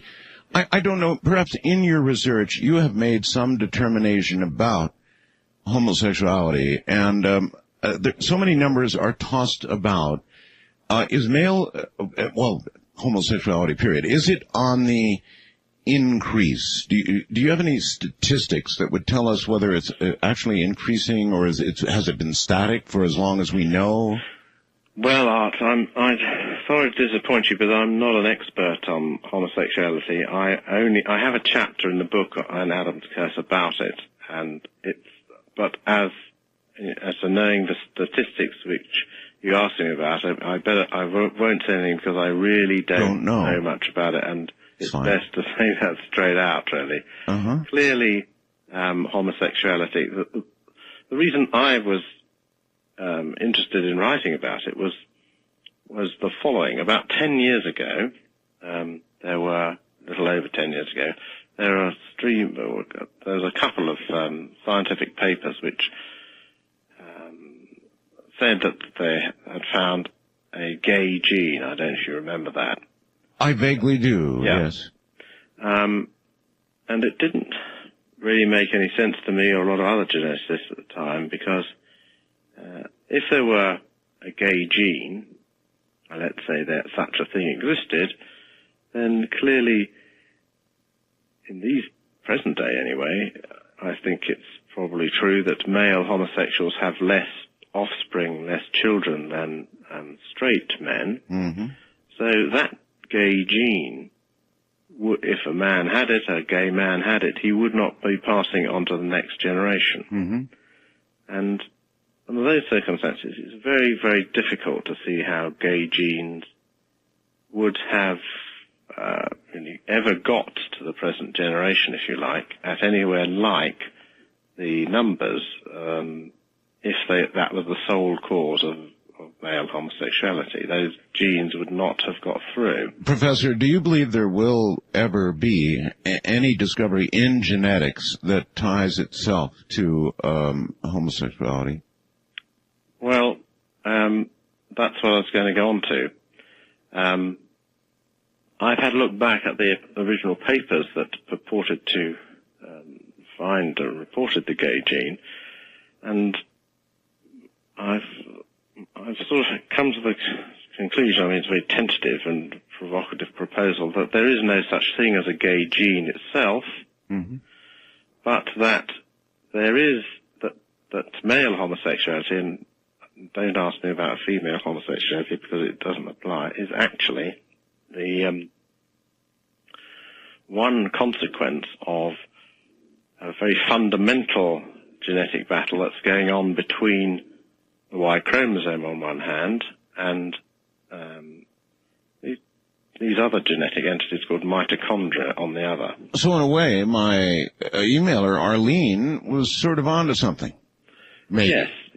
I believe there is, the genetics is, that there is a genetic component to male homosexuality, but it's not a gay gene as such. I understand. But what you're suggesting is fascinating, and what you're suggesting would mean that as this process continues, generation after generation, the numbers of homosexuals, if that's true, would probably increase, wouldn't they? Well, I think you're misunderstanding what I'm saying, actually. I guess I am. I'm not saying that it's got anything intrinsically to do with the Y chromosome decay that we've been talking about. It's to do with the battle between mitochondria on the one hand and Y chromosomes on the other. Those two have entirely different genetic agendas. So, mitochondria, which are passed from mother to daughter and so on through the generations, they have absolutely no interest. Of course, we're kind of anthropomorphizing these genes, but it's helpful to look at them in that way. They have no interest. A woman's mitochondria has no interest in her ever having sons, because that mitochondria is not going to get anywhere through her having sons. In the same way, Y chromosomes, a man's Y chromosome, has no interest at all in him having daughters. So here you have two polar opposites in these, and if you believe, as I do and many others do, that genes actually are a very important determinant of evolution, then to have that real completely different conflict of interest between two genes is going to play out in many ways. And looking, for example, taking the mitochondria, the one that, if you like, the one that is going from female to female, has no interest whatsoever in males. It's now emerging that if males do inherit mitochondria, but they don't pass it on because there's none in sperm to speak of. But so mitochondria have no interest in males, and it's now emerging that quite a lot of diseases which men get, including aging and many of these other things, which men suffer earlier than women, is actually caused by mitochondrial decay. So what I'm getting at here in a very roundabout way is that mitochondria are slowly killing men and preserving women. That's why so many people think that men get older quicker and die younger than women. And so what's got to do with homosexuality? Well, the other thing that mitochondria do is to, women do, unconsciously of course, is that they do often abort unconsciously at a very early age, miscarry, and the first there's an excess of male fetuses that are miscarried in the very first few weeks of pregnancy, often unknown. Women don't know they're even pregnant when this happens. And you could, and I do suggest in my book that this is another aspect of mitochondria trying to destroy male fetuses. Wow. That's pretty controversial, all right. Well, it's controversial, and a thing about being a geneticist is that you kind of, you think about things sometimes and you have to in a rather impersonal way, but then of course naturally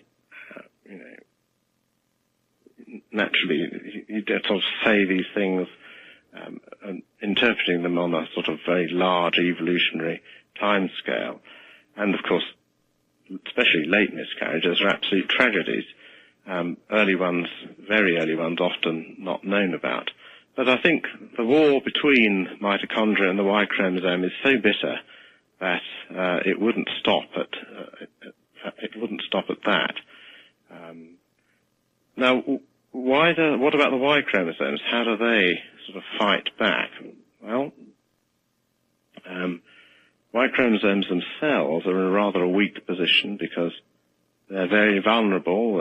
If this war really is going on, which I believe it is, they're very vulnerable in those 9 months that they spend when going from one generation to another in the body of a woman. And so they must fight back against this tendency to try and eliminate all male fetuses, which mitochondria have. And here's where the male homosexuality comes in. Since there is a balance, there must be a balance between these two forces, otherwise one would have dominated already, then there's a possibility, and there's evidence to suggest this looking back at the original pedigrees, the family studies where the gay gene was first found, that male homosexuals have fewer uncles than aunts. That's their mothers have got fewer brothers and sisters, which, if we meld this into this idea I was just been talking about, suggests that male homosexuals' mothers, their own mothers, have been actually very adept at eliminating male fetuses. I was going to say winning the battle. Yeah, they've won the battle. So what is the next stage if you can't kill a male fetus? What's the next best thing you can do? And that is to make sure that Y chromosomes don't succeed the next generation, is to, if you can, to adjust their sexual preference so that they never breed. It's insidious. Otherwise they become homosexual. Yes, it's insidious, isn't it? It's very insidious, and it's one way that, as a geneticist, that I look at this battle. But it's a very, very interesting, a very, very deadly battle that's going on between. Well, I think, Professor, what I was trying to ask is it a static standoff, or is the victory increasingly going to the women? Well, in the case of homosexuality, as I said, I don't know the statistics about whether or not the male homosexuality is increasing, and I don't know the figures about that. And what I'm just suggesting, which is really sticking my neck out, but it's just basically food for thought. I certainly caught what you're suggesting. Yeah. Professor, hold on a moment. We'll get right back to you. I'm Art Bell. Evolution takes us, obviously, along a lot of paths, but none of them are back where we started from. We will, however, be right back. Once again, you're listening to one of the world's greatest geneticists, Professor Bryan Sykes. And here he is. We were... I guess I was asking you, and I'll try again, whether you think or even would like to take a guess about whether this process is a static process, and whether it would continue to produce in the population as this war goes on against males. A similar number of those with an inclination to homosexuality, or whether it's also part of the overall battle that's going to ultimately be lost. I mean, that. I suppose. Thinking about it, and I haven't predicted anything in the book, but if mitochondria, which is according to this idea that I put forward in the book, is at least partially responsible for male homosexuality. Mm-hmm. If they get very good at it, they will succeed better than mitochondria that aren't quite so good at it. Yes. And so I guess the predicted outcome from that would be that male homosexuality would increase. Would increase. Interestingly, Adam from Milwaukee, Wisconsin. Adam, can you believe it? Says, fascinating show, Art. I'm a gay male, and I have now taken notice of the fact that my mom has 4 sisters, no brothers. My grandma on her side of the family had 3 sisters, no brothers. Mm-hmm. Wow. Interesting. Yep. I mean, you'd obviously have to have a lot more examples of that, but I suppose, that's an interesting family. I mean, I think the studies which I quote in Adam's Curse are, involve hundreds of gay men, and actually I could have. I'll quickly look it up while we're talking. You might want to hit the database on that one. Well, it's called a book. At chapter 23. Well, that's all right. Yeah. I mean, as you get to it, you can get to it. I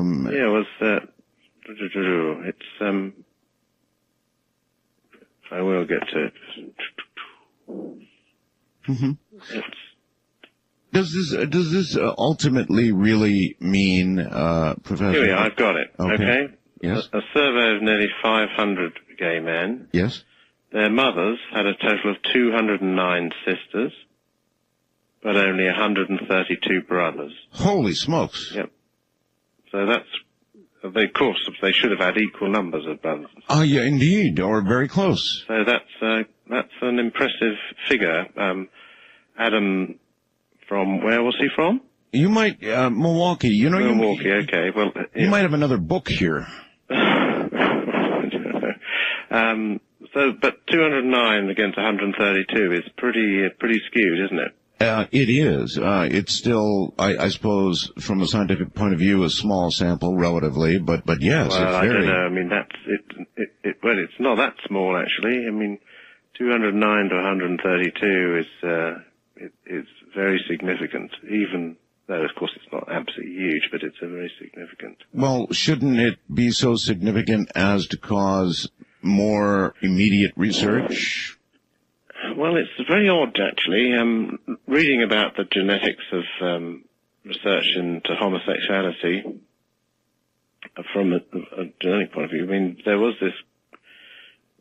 these papers that we've mentioned that came out about just over 10 years ago, and there was another paper that followed up to agree with the first one or corroborate the findings, and then there was a third paper which disagreed. That's actually not uncommon in genetics. And then nothing. So it's been totally dropped from the research agenda, as far as I can see. Well, that alone is fascinating. As big of an issue, I mean, it's a giant issue socially, so I'm really quite surprised that it's not being followed up on. Well, it did cause a lot of stir at the time. I think it's, sure. I know a lot of gay men. I wasn't involved in this original research at all, but I've just, in my researching for Adam's Curse, read about the reactions to this. And while a lot of gay men welcomed this research, and many said quite vehemently that research into the genetics of male homosexuality should not be done at all. But certainly the fact is that nothing has been done.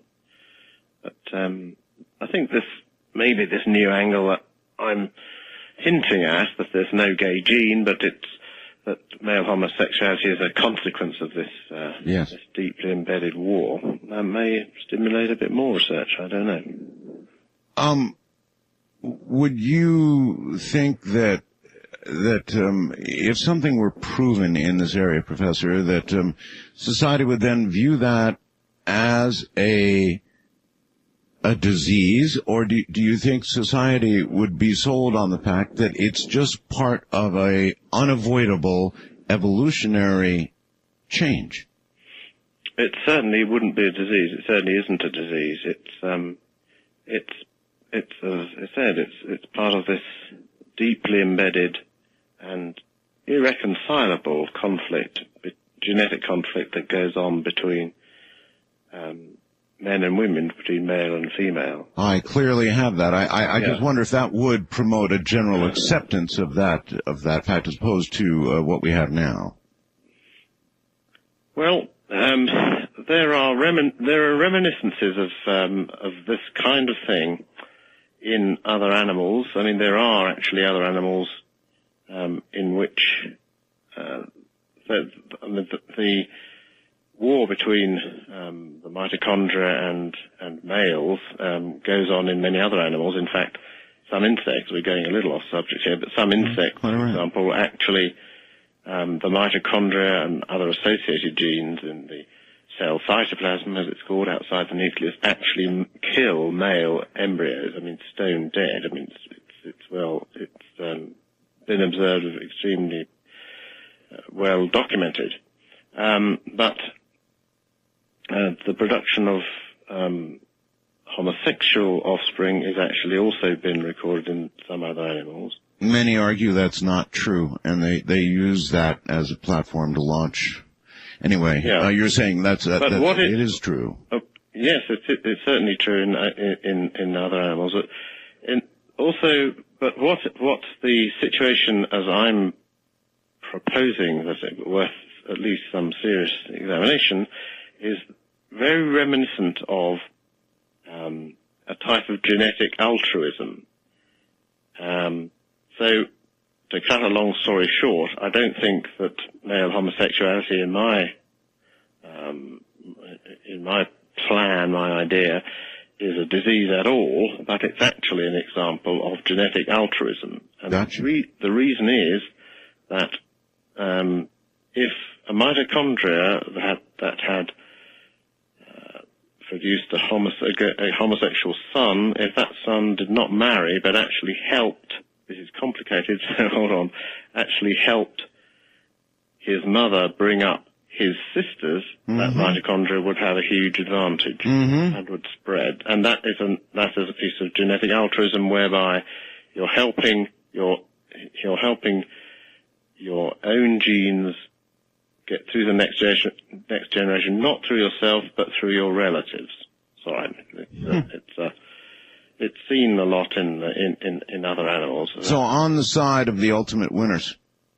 Yes, that's right. Would be a way it's an altruism. It's certainly not a disease. Yes, fascinating. Oh, fascinating. All right. You see what us geneticists get up to every day. I guess I do. Yes, I guess I do. Is there any way that you see that, and I bet there are many for you, that man will survive this, that man will learn to manipulate ourselves, if we so desire, back to a capital Y? And I suppose you have mixed feelings about that, but... Right, okay, yes. Well, naturally, because I think this process of decay will carry on, I have thoughts, well, what can be done about it? Well, actually, it can be arrested by taking those genes which we know are necessary on the Y chromosome and rescuing them, taking them off, and by genetic manipulation, putting them onto other chromosomes out of harm's way, if you like. Really messing with Mother Nature. Well, really messing with it, yeah. And could it be that the only ultimate survival, remember we were speculating about whether the world would even survive that long? Yes. Could it be that for the ultimate survival of the species, this deterioration and final collapse of the Y chromosome has to happen? And if it doesn't happen, then the world will end. Well, you've actually put your finger on it there, Art. Yeah. Now, the question is, if the Y chromosome goes, or when the Y chromosome goes, and if there's no genetic manipulation solution, what will happen then? Well, as things stand, of course, if males disappear, then women will also disappear as well. The whole species will become extinct. But I proposed in my book, which I finished writing about a year ago, that it wouldn't be long before it was possible to create an embryo and eventually a human by fertilizing an egg, not with a sperm, but with another egg. So this would be where you took an egg from one woman and you mixed it, you injected essentially the egg or the chromosomes of an egg from another woman, right, and produced reimplanted that. You'd have to use the sort of in vitro fertilization techniques that we now have, implanted that back into one of the women, and that would produce a girl, and it would be a perfectly normal girl. Now, with genetic characteristics of both parents. With genetic characteristics of both parents, the only difference would be that both the parents would be women. Female, yep, got it. Now, I thought this was going to take a long time, but believe it or not, the week before last, there's a report in the journal Nature of exactly this having been done with a mouse.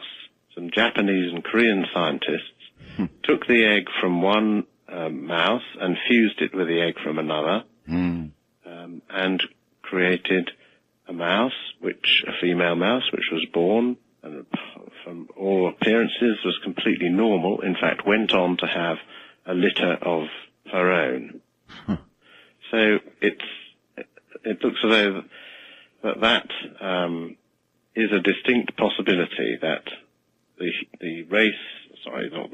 species could survive by fusing one egg with another and reproducing in that way without males whatsoever. Because of this mouse, the Japanese mouse, had no father and had no genetic input from a male at all. But assuming an artificial womb, then men could do the same thing. Well, men could if you had an artificial womb. Yes, they could. Well, if we're going to look 100,000 years into the future, but if they have artificial wombs, and you're treating them as sperm as if it were an egg, they really are, for all intents and purposes, females anyway. And so it's complicated, doesn't it? Yes, but what you were saying is very apt as well. Well, we're talking about cloning here. Well, we're not talking about cloning. We'll come back to that. But would the world be more likely to survive if there were only women and no longer men? Clearly, most people would answer yes. Well, what do you think? You want honesty, right? Yes. I think the world would have a far better chance of survival if it were women that inherited. I agree. That's sort of embarrassing and, hard to admit. But it might not be as magnificent a place, Professor. Certainly wouldn't be. Without all those whys. Certainly not so much fun. And clearly. Not so interesting, but probably more peaceful, I think. We were then touching on what the Japanese had done, and the Japanese who created this mouse. This mouse, importantly, would not be a clone. That's very important. Gotcha. It's the same kind of natural mixture of genes as any other normal girl, because it had two different biological parents. Mm-hmm. Cloning will never really work in the long term for any species. And the reason is, interestingly enough, that cloning, of course, produces genetically identical copies of an organism, of an animal, right, or a plant. Right. And that's fine. It's actually a very efficient way of reproducing, except that you're very vulnerable to being wiped out by parasites or pathogens. And we can see exactly this happening in the banana crop, of all things, in South America and Costa Rica. What's happened there is that all the bananas in the world are clones. They're all reproduced. They don't reproduce sexually. They reproduce by cloning. They're just taken, one sort of cutting is taken and then transplanted onto another route. Yes. So what's happened in South America is that a fungus has unlocked the key to killing off one banana plant, if you like, and because all the other banana plants are genetically identical, it's now sweeping right across South America, and it will eventually decimate it's already doing it, decimate the banana the crop. So as one is vulnerable, all are vulnerable since they're cloned, and so you're telling me it's the end of bananas? Yeah. That was yes? Yes, it's the end of the bananas, unless something's done about it, unless they introduce non-cloning reproduction eventually. It is a serious threat. I mean, it's not me that's saying it's the end of banana. Well, that's horrible. That's horrible. Yeah, but that's the danger of cloning. So any species that relies on reproduction without sex, without males and females, is taking that risk. We, of course, and the reason is that you have genetic identity, but and that's actually why sexual reproduction with males and females takes place at all. It's so that you mix up the genes at each generation and you protect the species against this kind of mass elimination by parasites or funguses or viruses or whatever. So in our case, there's been tremendous epidemics, pandemics even. There's one going on with AIDS, of course, now, but it won't kill everybody because there's a genetic variation to make sure a few survive at the very least. Right. Since you're a geneticist, I've really got what I think is a good question for you. Many times on this program we talk about aliens as in from another, world, another planet, another whatever. Okay. And they're lovingly called grays.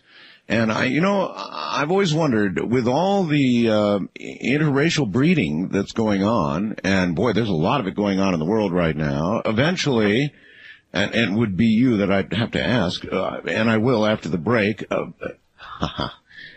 won't we all be grays? Aren't we on the way to becoming the grays ourselves?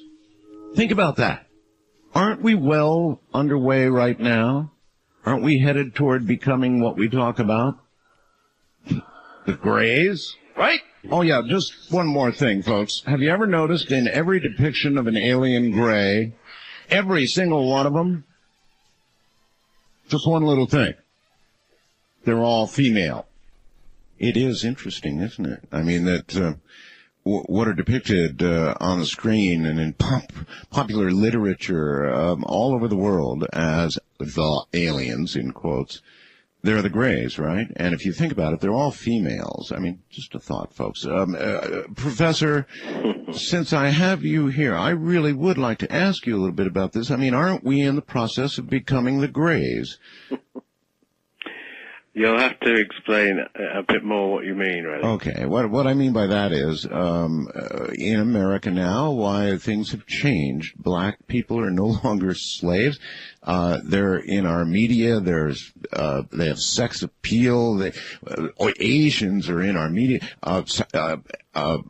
We have some of our biggest pop stars now. In other words, in our culture, we have really mixed. I mean, we have mixed marriages going on all over the place. A lot of people don't like it. That's fine for them, but it's happening.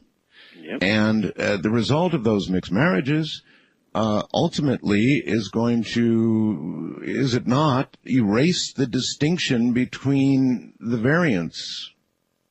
Well, if you sort of, supposing just, to paint a completely fanciful scenario, supposing you sealed the borders now, and within America, that everyone, that sort of husbands and wives marriages were totally random. That's to say, you wouldn't necessarily marry into someone in your ethnic group, which of course happens a lot.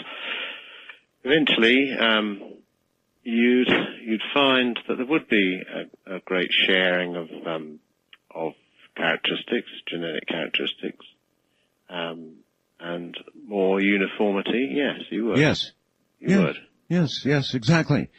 And that process is perhaps in its beginnings from an evolutionary point of view, but gee, I wonder how many generations of mixture you'd have to look at before you finally got to pretty much of a constant, or what appeared to be a constant anyway. Well, it would ultimately occur, would it not?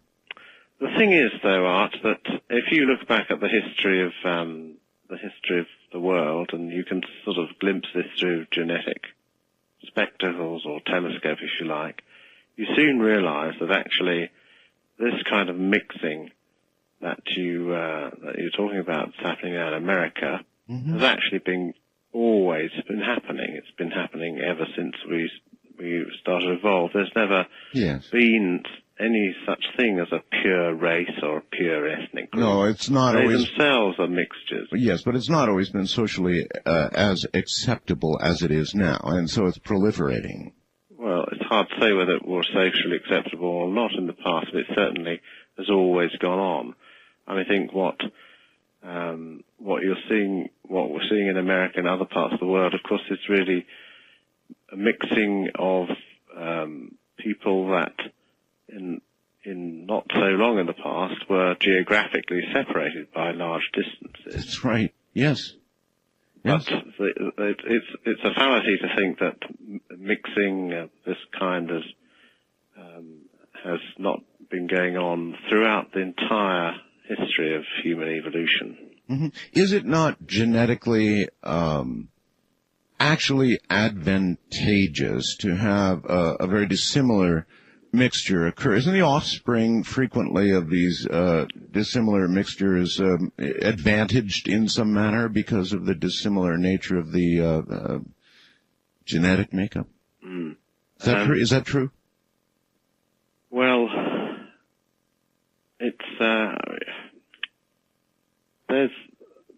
we're sort of going back to getting into dangerous territory here. I mean, because I live on dangerous territory. Right. Okay. But there was a period. For example, if you not talking about humans now, but crossing different strains of plants, for example, there is a phenomenon called hybrid vigor.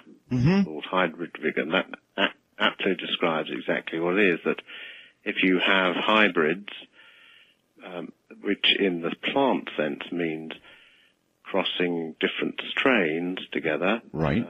Slightly genetically different, then you did get a very robust. Yes, strain. a robust form. But what probably you don't realise in humans is that actually we're really, even though we may not think we are, or even think we look like it, we actually are an extraordinarily recent species. So there hasn't been time for significant genetic differences to build up between people who live in different parts of the world. So that means that hybrid vigor, as it's called amongst the plants, where you're actually taking quite genetically dissimilar strains and crossing those and seeing a more vigorous hybrid between than when you looked at those separate strains. We just haven't really had enough time to develop sufficiently distinct genetic differences between different people in different parts of the world. We are an incredibly recent species. Mm-hmm. We originated in Africa, Homo sapiens, only an astonishingly short time ago, perhaps 150,000 years, which is nothing really compared to most other species that are around. Mm-hmm. And so, and actually that's one of the sort of byproducts of the kind of research I've been doing as well on mitochondria and on microenzymes. You can track back through time to show that everyone on the planet is actually very closely related. Mm-hmm. And getting back to your question of hybrid vigor, if you like, because everyone is really so very genetically similar, you won't see any great improvements by by any mixing of people who have lived in completely different parts of the world. Mm-hmm. So we're so basically similar that you're not going to get hybrid vigor, is what you're saying. That's right. Very interesting. All right, listen, this is a talk show, and we like to take calls. So I'm going to take a few, and let's see how we do. First time caller line, you're on the air with Professor Sykes. Hi. Hi there. Hello. Hello. Yes. First time caller line, you're on the air. Now or never. Hello. Hello. I almost hung up on you, dear. You're slow on the draw there. What? All right. You're on the air. Liaison from San Antonio. Yes. Men win the war on women every few minutes with well-documented rapes, beatings, and murders. For every action, there is an equal and opposite reaction. Since women can't even get help with housework, the equal reaction is on a small scale. Female might in mitochondria. Men blaming women for own karmic boomerang is a typical Jungian and male pattern of projecting the shadow self. Cause all their wars. Men who take all the power, profit, and pleasure from themselves just can't figure out why the third world and women, terrified continuously by violence and poverty, might reflect it back in desperate suicide terrorism. Also, male homosexuality to women is just another war front affront. The only men who dress well and do their own laundry and have charm and wit, these men are the answer to what do women want. Are you one of Professor Sykes' students? No, No. I'm nearly finished. But gay men withhold romance, which is women's obsession and orgasm, for other men. And straight men satisfy their desires with prostitution, computer porn, phone sex, and strippers. Okay. In this man's world, women's only other employment opportunities are as nurses and maids. Mm-hmm. Is it any wonder that Mother Nature, as a conscious Gaia force, perhaps has an alternative evolution beyond male labs and E.T.? Yikes. So the irresponsible drugs and bad diet and everything are part of the degeneration of the genes. All right. Well, while you're ahead. That wasn't a question, but that was, I really think that was great. These are the kinds of things that happen when you open the phone line, Professor. It is, but I must say that it doesn't sound like that lady will miss men too much in the future. No, I got that sense. I definitely got that sense. And I guess, in a way, what she just said sort of underlines everything you've been saying, doesn't it? Well, I'm sure she'll enjoy reading Adam's Curse. Okay. Wildcard line, you're on the air with Professor Sykes. Hello. Hello. Hi. Hello. Yes, hello. Hey, it's a very much a privilege, and that young lady was right on target. I hate to say it. In this month, I'm a Taurus. Yeah, you're a I love Mother sympathizer, Earth. too. You're And a sympathizer, aren't you? I'm a sympathizer with her. But my question is the value of man and woman with stem cell research and cloning. They could eliminate us both very easily. And how much spiritual and... Well, but wait a minute. Stop right there. First of all, I think that the professor destroyed your cloning thought. Okay. Okay, yes.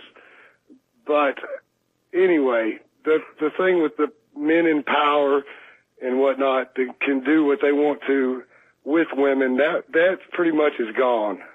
That's out the window. Women have the power now to control a lot of things. All right. Professor, now he makes a very good point. If you look at the social, the way we are presently socially constructed in the United States, there certainly has been a sea change, hasn't there? Yes, there has. But it certainly hasn't occurred all over the world. There's, in many other countries, women are just as badly treated as they ever were.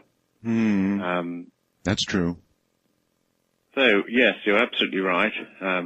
There's huge changes are taking place now in America and in European countries. And yes, and where freedom rings, these changes are occurring.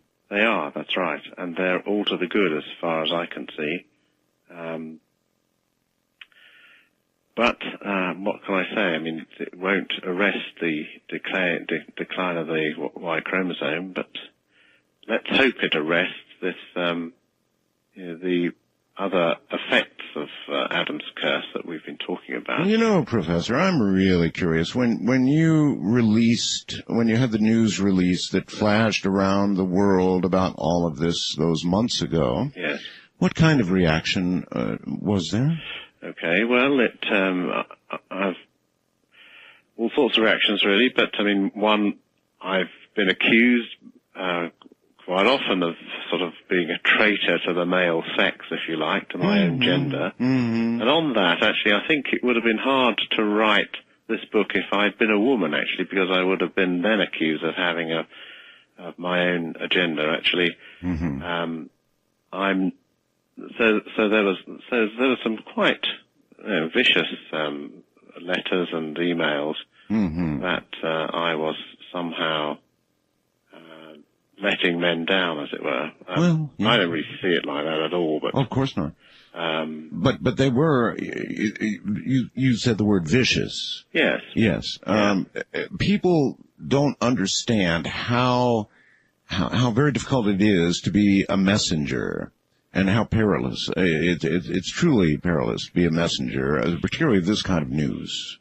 Well, I mean, in a way, they didn't amount to anything, I'm glad to say, but in a way they kind of proved the point, really, didn't they? So, anyway. In other words, you accepted most of those emails as evidence. And then there were... but then they were equally balanced, or balanced far more by people who, I mean, of course, the press release and what happened went out around the wires and stuff. It was only a very summary, really. But I mean, so they were balanced by many messages which. Well, I'm not exactly looking forward to the end of men. Well, let's put it right out there. How many sounded like that young lady? Well, not very many, actually, because what was interesting was that when I've asked people, and I've had responses too, well, even though a lot of women say, well, men are utterly useless and all the rest of it, we've heard that incantation for many, many years now. But actually, women have said, oh no, I mean, a world without men would be utterly awful. So not like that lady from San Antonio, was it? So I think, in a sense, of course, when it actually happened, of course, men would be completely forgotten. I mean, like the dodo or something like that, never would have been known. But certainly, a world without men would be extremely difficult and different, and would be more boring, I guess. Well, maybe so, but I'll tell you, that lady could have been their leader. Yes, she could. And I mean, I hope she enjoys reading Adam's Curse because she'll find a lot of things, even more ammunition for her poetry and prose. Well, all right. If she wants Adam's Curse, where would she go? I mean, would it probably be Amazon.com? You can get it from Amazon. But as I say, it was published last Monday, so in the United States, so it's in Barnes and Noble and all good bookshops, as they say. Excellent. I'm sure many will be on their way east of the Rockies. You're on the air with Professor Sykes. Hello. Hi. I was wondering about pollution, especially those that mimic estrogen, called estrogenic compounds. I was listening to a terribly disturbing study by Dr. Steve Nugent, who was at one time the president of the American Naturopaths. And he was saying that not only is male sterility on the rise of all species all over the world, but also some intersex births, or hermaphrodites, which is what the Greys are supposed to be, not female, but hermaphrodites. So my question is, are you aware of any of this affecting maleness? Yes. In fact, in Adam's Curse, I've got a chapter on this, and it certainly seems to be true that male infertility, and particularly as judged by sperm count, for example, has been going down quite rapidly in the last 50 years all over the world. And although it's not absolutely certain what the cause for this is, certainly the finger has been pointed at pollutants, as you say, that mimic estrogens, and things in our diet and in the environment that were not there before. And some even quite healthy sounding things actually do mimic estrogens, like soybeans, for example. There's an estrogen-like compound in soybeans. Also, some plasticizers have an estrogen-like activity, and that's again not entirely proven, but it is thought to be at least one of the major reasons why the sperm count in men is going down. Now, in Adam's Curse, I kind of treat that as another irony in the sense that, and in fact, the lady from San Antonio drew a parallel between the feminine and Gaia, the goddess of the world. Oh, she did. She did, and so getting back to another argument, trying to get all these arguments together. All right, Professor, do get them together. I will after the break. We're here. There you go. Boy, he's getting good. See, you're on radio for a little while. You learn about these breaks very quickly. The lady from San Antonio. She said it all, huh?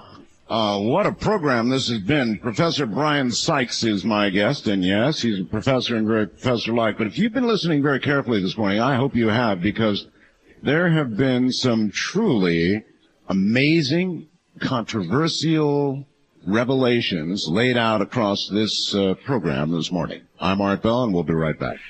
Adam's Curse is the name of the book. It's a book you're really going to want. It's just out by Bryan Sykes, author of the best-selling The Seven Daughters of Eve. Once again, Adam's Curse is the name of the book, and you absolutely are going to want to grab this as quickly as you can. I can tell you I'm going to be reading it quite quickly.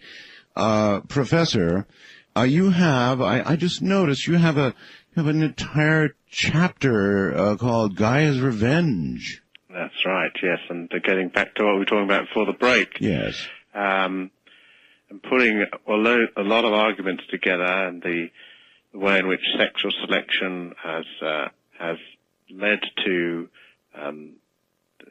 the accumulation of wealth and power, and how that has shaped the modern world, really, while at the same time, in its battle against the feminine, has polluted the modern world.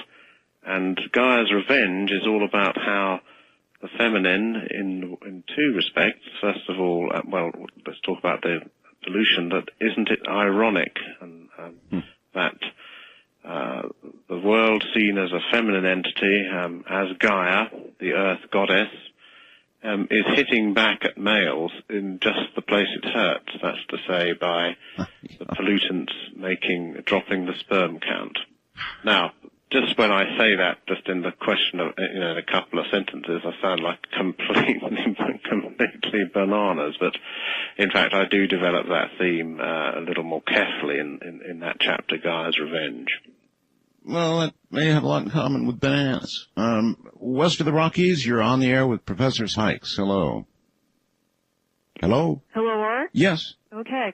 Well, I'd like to ask your guest, since he's already cited male homosexuality as a possible means by which the mitochondrion strikes back at the Y chromosome, whether any studies have ever been done about female autism. How many uncles do autists who are female have versus aunts? Because I was wondering if this could not be yet another kink in this war, whether this could be the Y chromosome striking back again at the mitochondria and saying, well, okay, I'll see that women are born, but that when they're born, they aren't going to really want to reproduce all that much, be able to take care of their kids, be able to act in the ways that, well, never mind attracting men, will be able to keep them around, will be able to keep a husband and father around. I ask this because I have it, and I am related to a woman who is absolutely crippled with the same condition. I have many more uncles, many more male relatives on my father's side than female, and I have somewhat more relatives on my mother's side than female. My mother's half-brother, who Okay, you don't have to go on. By extension, it's a wonderful question, Professor. It is a wonderful question, isn't it? And the only thing is I don't have a wonderful answer, I'm afraid. It's an absolutely brilliant question, and I'm ashamed to say I've never considered it. I know that there is a genetic input to autism, and certain genes have been implicated in it, but I've never considered it as the opposite way around. That if you like, the Y chromosome battling against the mitochondrian. But since that is such a deeply embedded war, it's certainly something, as soon as I get back to Oxford, I will have a look at. But so thank you very much. And I'm really sorry that I haven't got an answer to the question. That's quite all right. First time caller line, you're on the air with Professor Sykes. Hello. Hi, is that me? That's you. Oh, good. Okay, I guess this relates a little bit to the former caller, but I remember when I was in university and we studied double Y individuals, and these are men with the XYY with a double Y gene. Yes. And they were very aggressive, and there were studies done that showed that many prisoners have this double Y. I actually think that it has been proffered as a defense, a legal defense. Well, so I was wondering if it's still happening, okay. how it happens, if it's part of the story. All right, Professor. Can I answer that question? Yes. Yes. Well, it's certainly true that amongst inmates in prisons, that there's a higher proportion of men with two Y chromosomes than among the normal population. But there's plenty of men in the normal population with two Y chromosomes who are not in the least bit criminally inclined.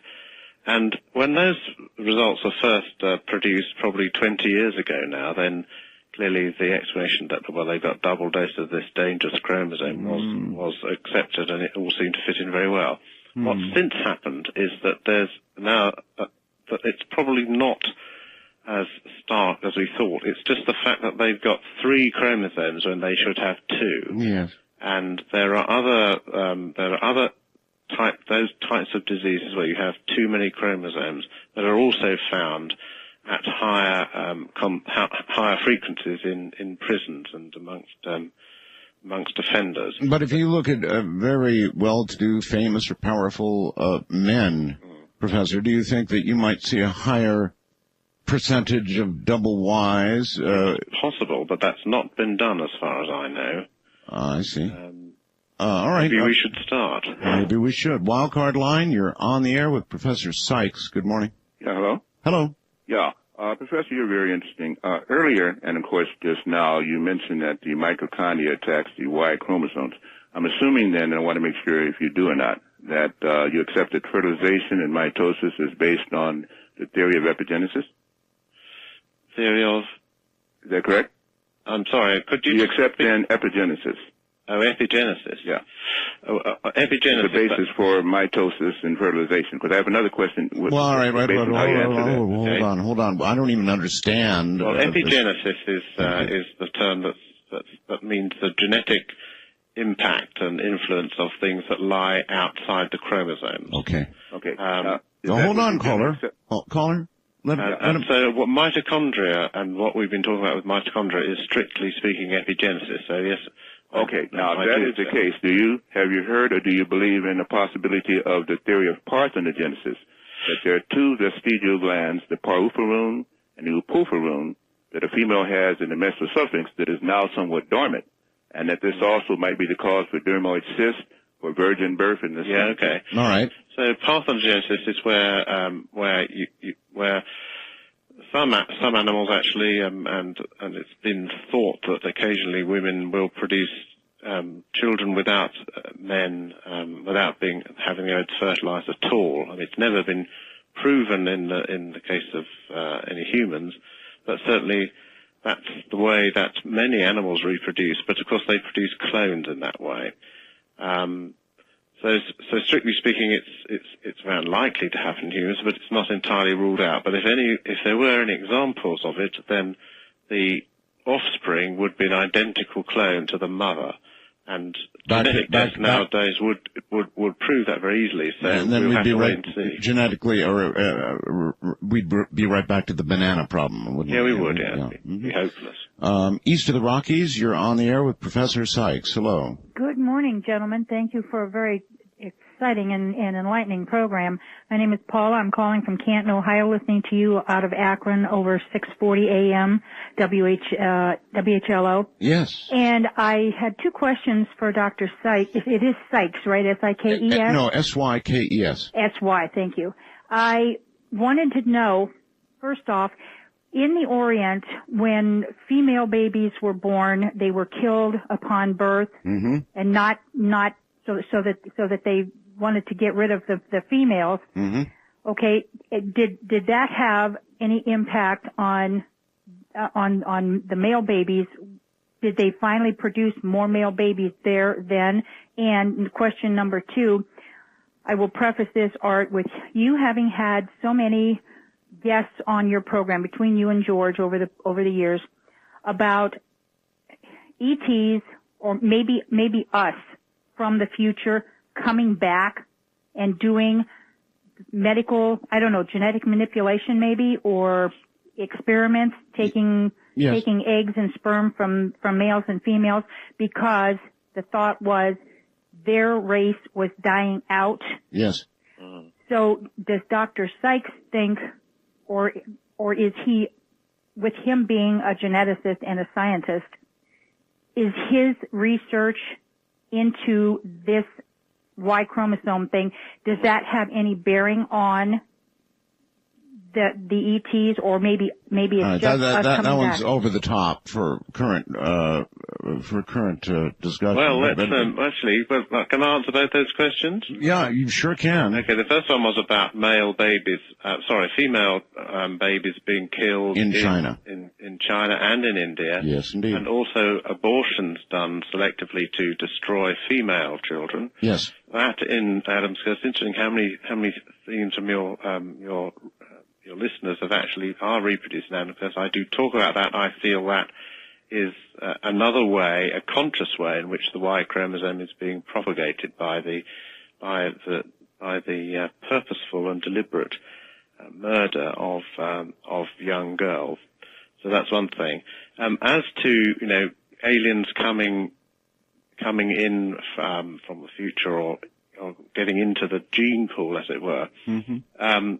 In all the work I and others done to sort of reconstruct human evolution, we've never seen any DNA from anything that was so completely non-human. So it's not exactly a complete answer, but we haven't seen any DNA from but anything that doesn't fit quite well with what we know to be human DNA. So, although I know that wasn't the question, if there'd been any massive interbreeding with aliens, we would have seen it. Perhaps so. But there is a lot of discussion about a race of aliens that might have failing DNA. And interestingly enough, what you have told us tonight really is that could be us then, couldn't it? Well, it could be us, yes, couldn't it? Exactly. And aren't we planning to go to Mars? That we have failing DNA. Yes, well, just incredible. International line, you're on the air with Professor Sykes. Good morning. Oh, good morning. Hi. That was funny what you said earlier, Art, about that ETs, aliens, are all depicted as females. I totally forgot about that, but I was thinking, how do you know they're females and not some other sexual it just hit identity? me like a brick. I mean, we're talking about grays, and, we're intermarrying like crazy, and we're eventually all going to be certain grays or similar in some way, many hundreds of generations down the line if we last that long. And, when you see grays on TV or whatever, they're always female. That's what I was thinking about. Maybe it's another sex altogether, as in parthenogenesis, or completely androgynous. But I had two questions, one about chromosomes and embryos, and the other one about Darwinian theory. So I just wanted to ask your guest, Bryan, I wanted to get some clarification on this. If the female chromosome is XX and the male chromosome is XY, wouldn't, in your opinion, make X the standard chromosome and Y the different or the deviant one? Yep, it does. That was a yes. Yeah, that was definitely yes. And also, the Y is a decayed X, no doubt about that. But also, the male embryo, you were saying, originates as female and then turns into male somewhere down the line. And I guess wouldn't proof of that be in why males have nipples? Well, that's a sort of vestigial characteristic. Interestingly, some males can produce milk through their nipples. Oh yeah, okay. I'd have heard that too. And Darwin was known for his theory on survival of the fittest, or survival of the most adaptable, as it were. Yeah. So, if his theory is true, and well, wouldn't the longevity of the human male species rely on becoming more adaptable to the world or environment around him? And what's your opinion on that? Yeah, that's right. I mean, well, not all species manage to adapt, though. So that's the problem. That when the environment changes, some species, and we've seen extinctions. Most species become extinct, of course. That it's not necessary that we or any other species will be able to adapt to changes, and the faster they happen, the less likely we are to adapt. Actually, interestingly, the average life expectancy of a species when it becomes extinct is only 100,000 years. So extinctions are happening all the time. With some rare exceptions, there are some animals that have been around very long. Oh, of course, yes, but that's the average length of a species. Not very long at all. Professor, as a geneticist, how do you feel about how close we're beginning to get to the ability to manipulate our own genetic makeup, to be our own creators, to be our own God? It almost amounts to that as people think of God. Well, actually, even though I am a geneticist, I'm not in favor of the wholesale interference with our genetic makeup. I, for example, even though I personally wouldn't have much objection to a child born, say, from two mothers, say a lesbian couple, and sort of sticking my neck out, I think that will happen in my own lifetime. Mm-hmm. I'm not in favor of wholesale genetic manipulation to try and improve individuals' offspring. Certainly not in favor of cloning. I think there's a lot of there's mystery, there's wonder in our genetic variability and our genetic heritage that we've got from our ancestors, and I think it should be, except in the case of very severe diseases, left to its own devices.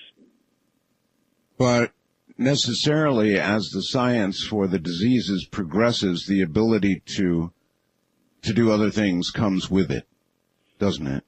It does, and I think there will be, and we have to be very careful about this, there will be the inclination to try and design your own offspring as being the perfect child, as it were. Yes.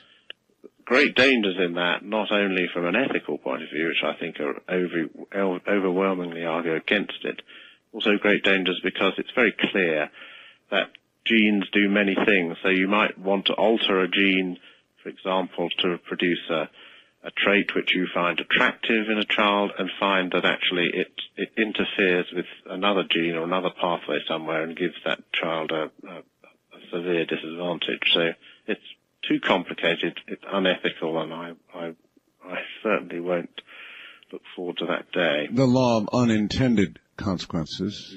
Mm-hmm. Absolutely. It has been said, our time is gone. I mean, that's it. Poof. You were worried about staying awake. Here you are. We're done.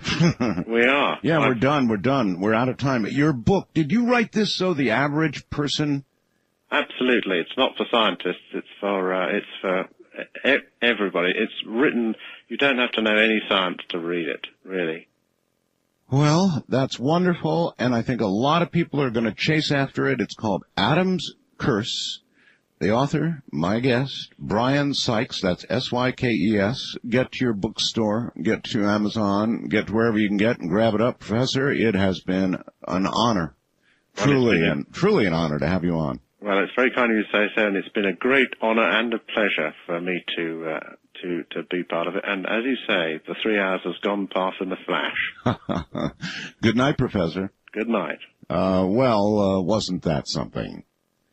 Professor Bryan Sykes, and once again, Adam's Curse is his book. I think you're going to enjoy it. It was written just for you. But for me, that's it for the weekend. Your regularly scheduled programming resumes tomorrow evening. From the high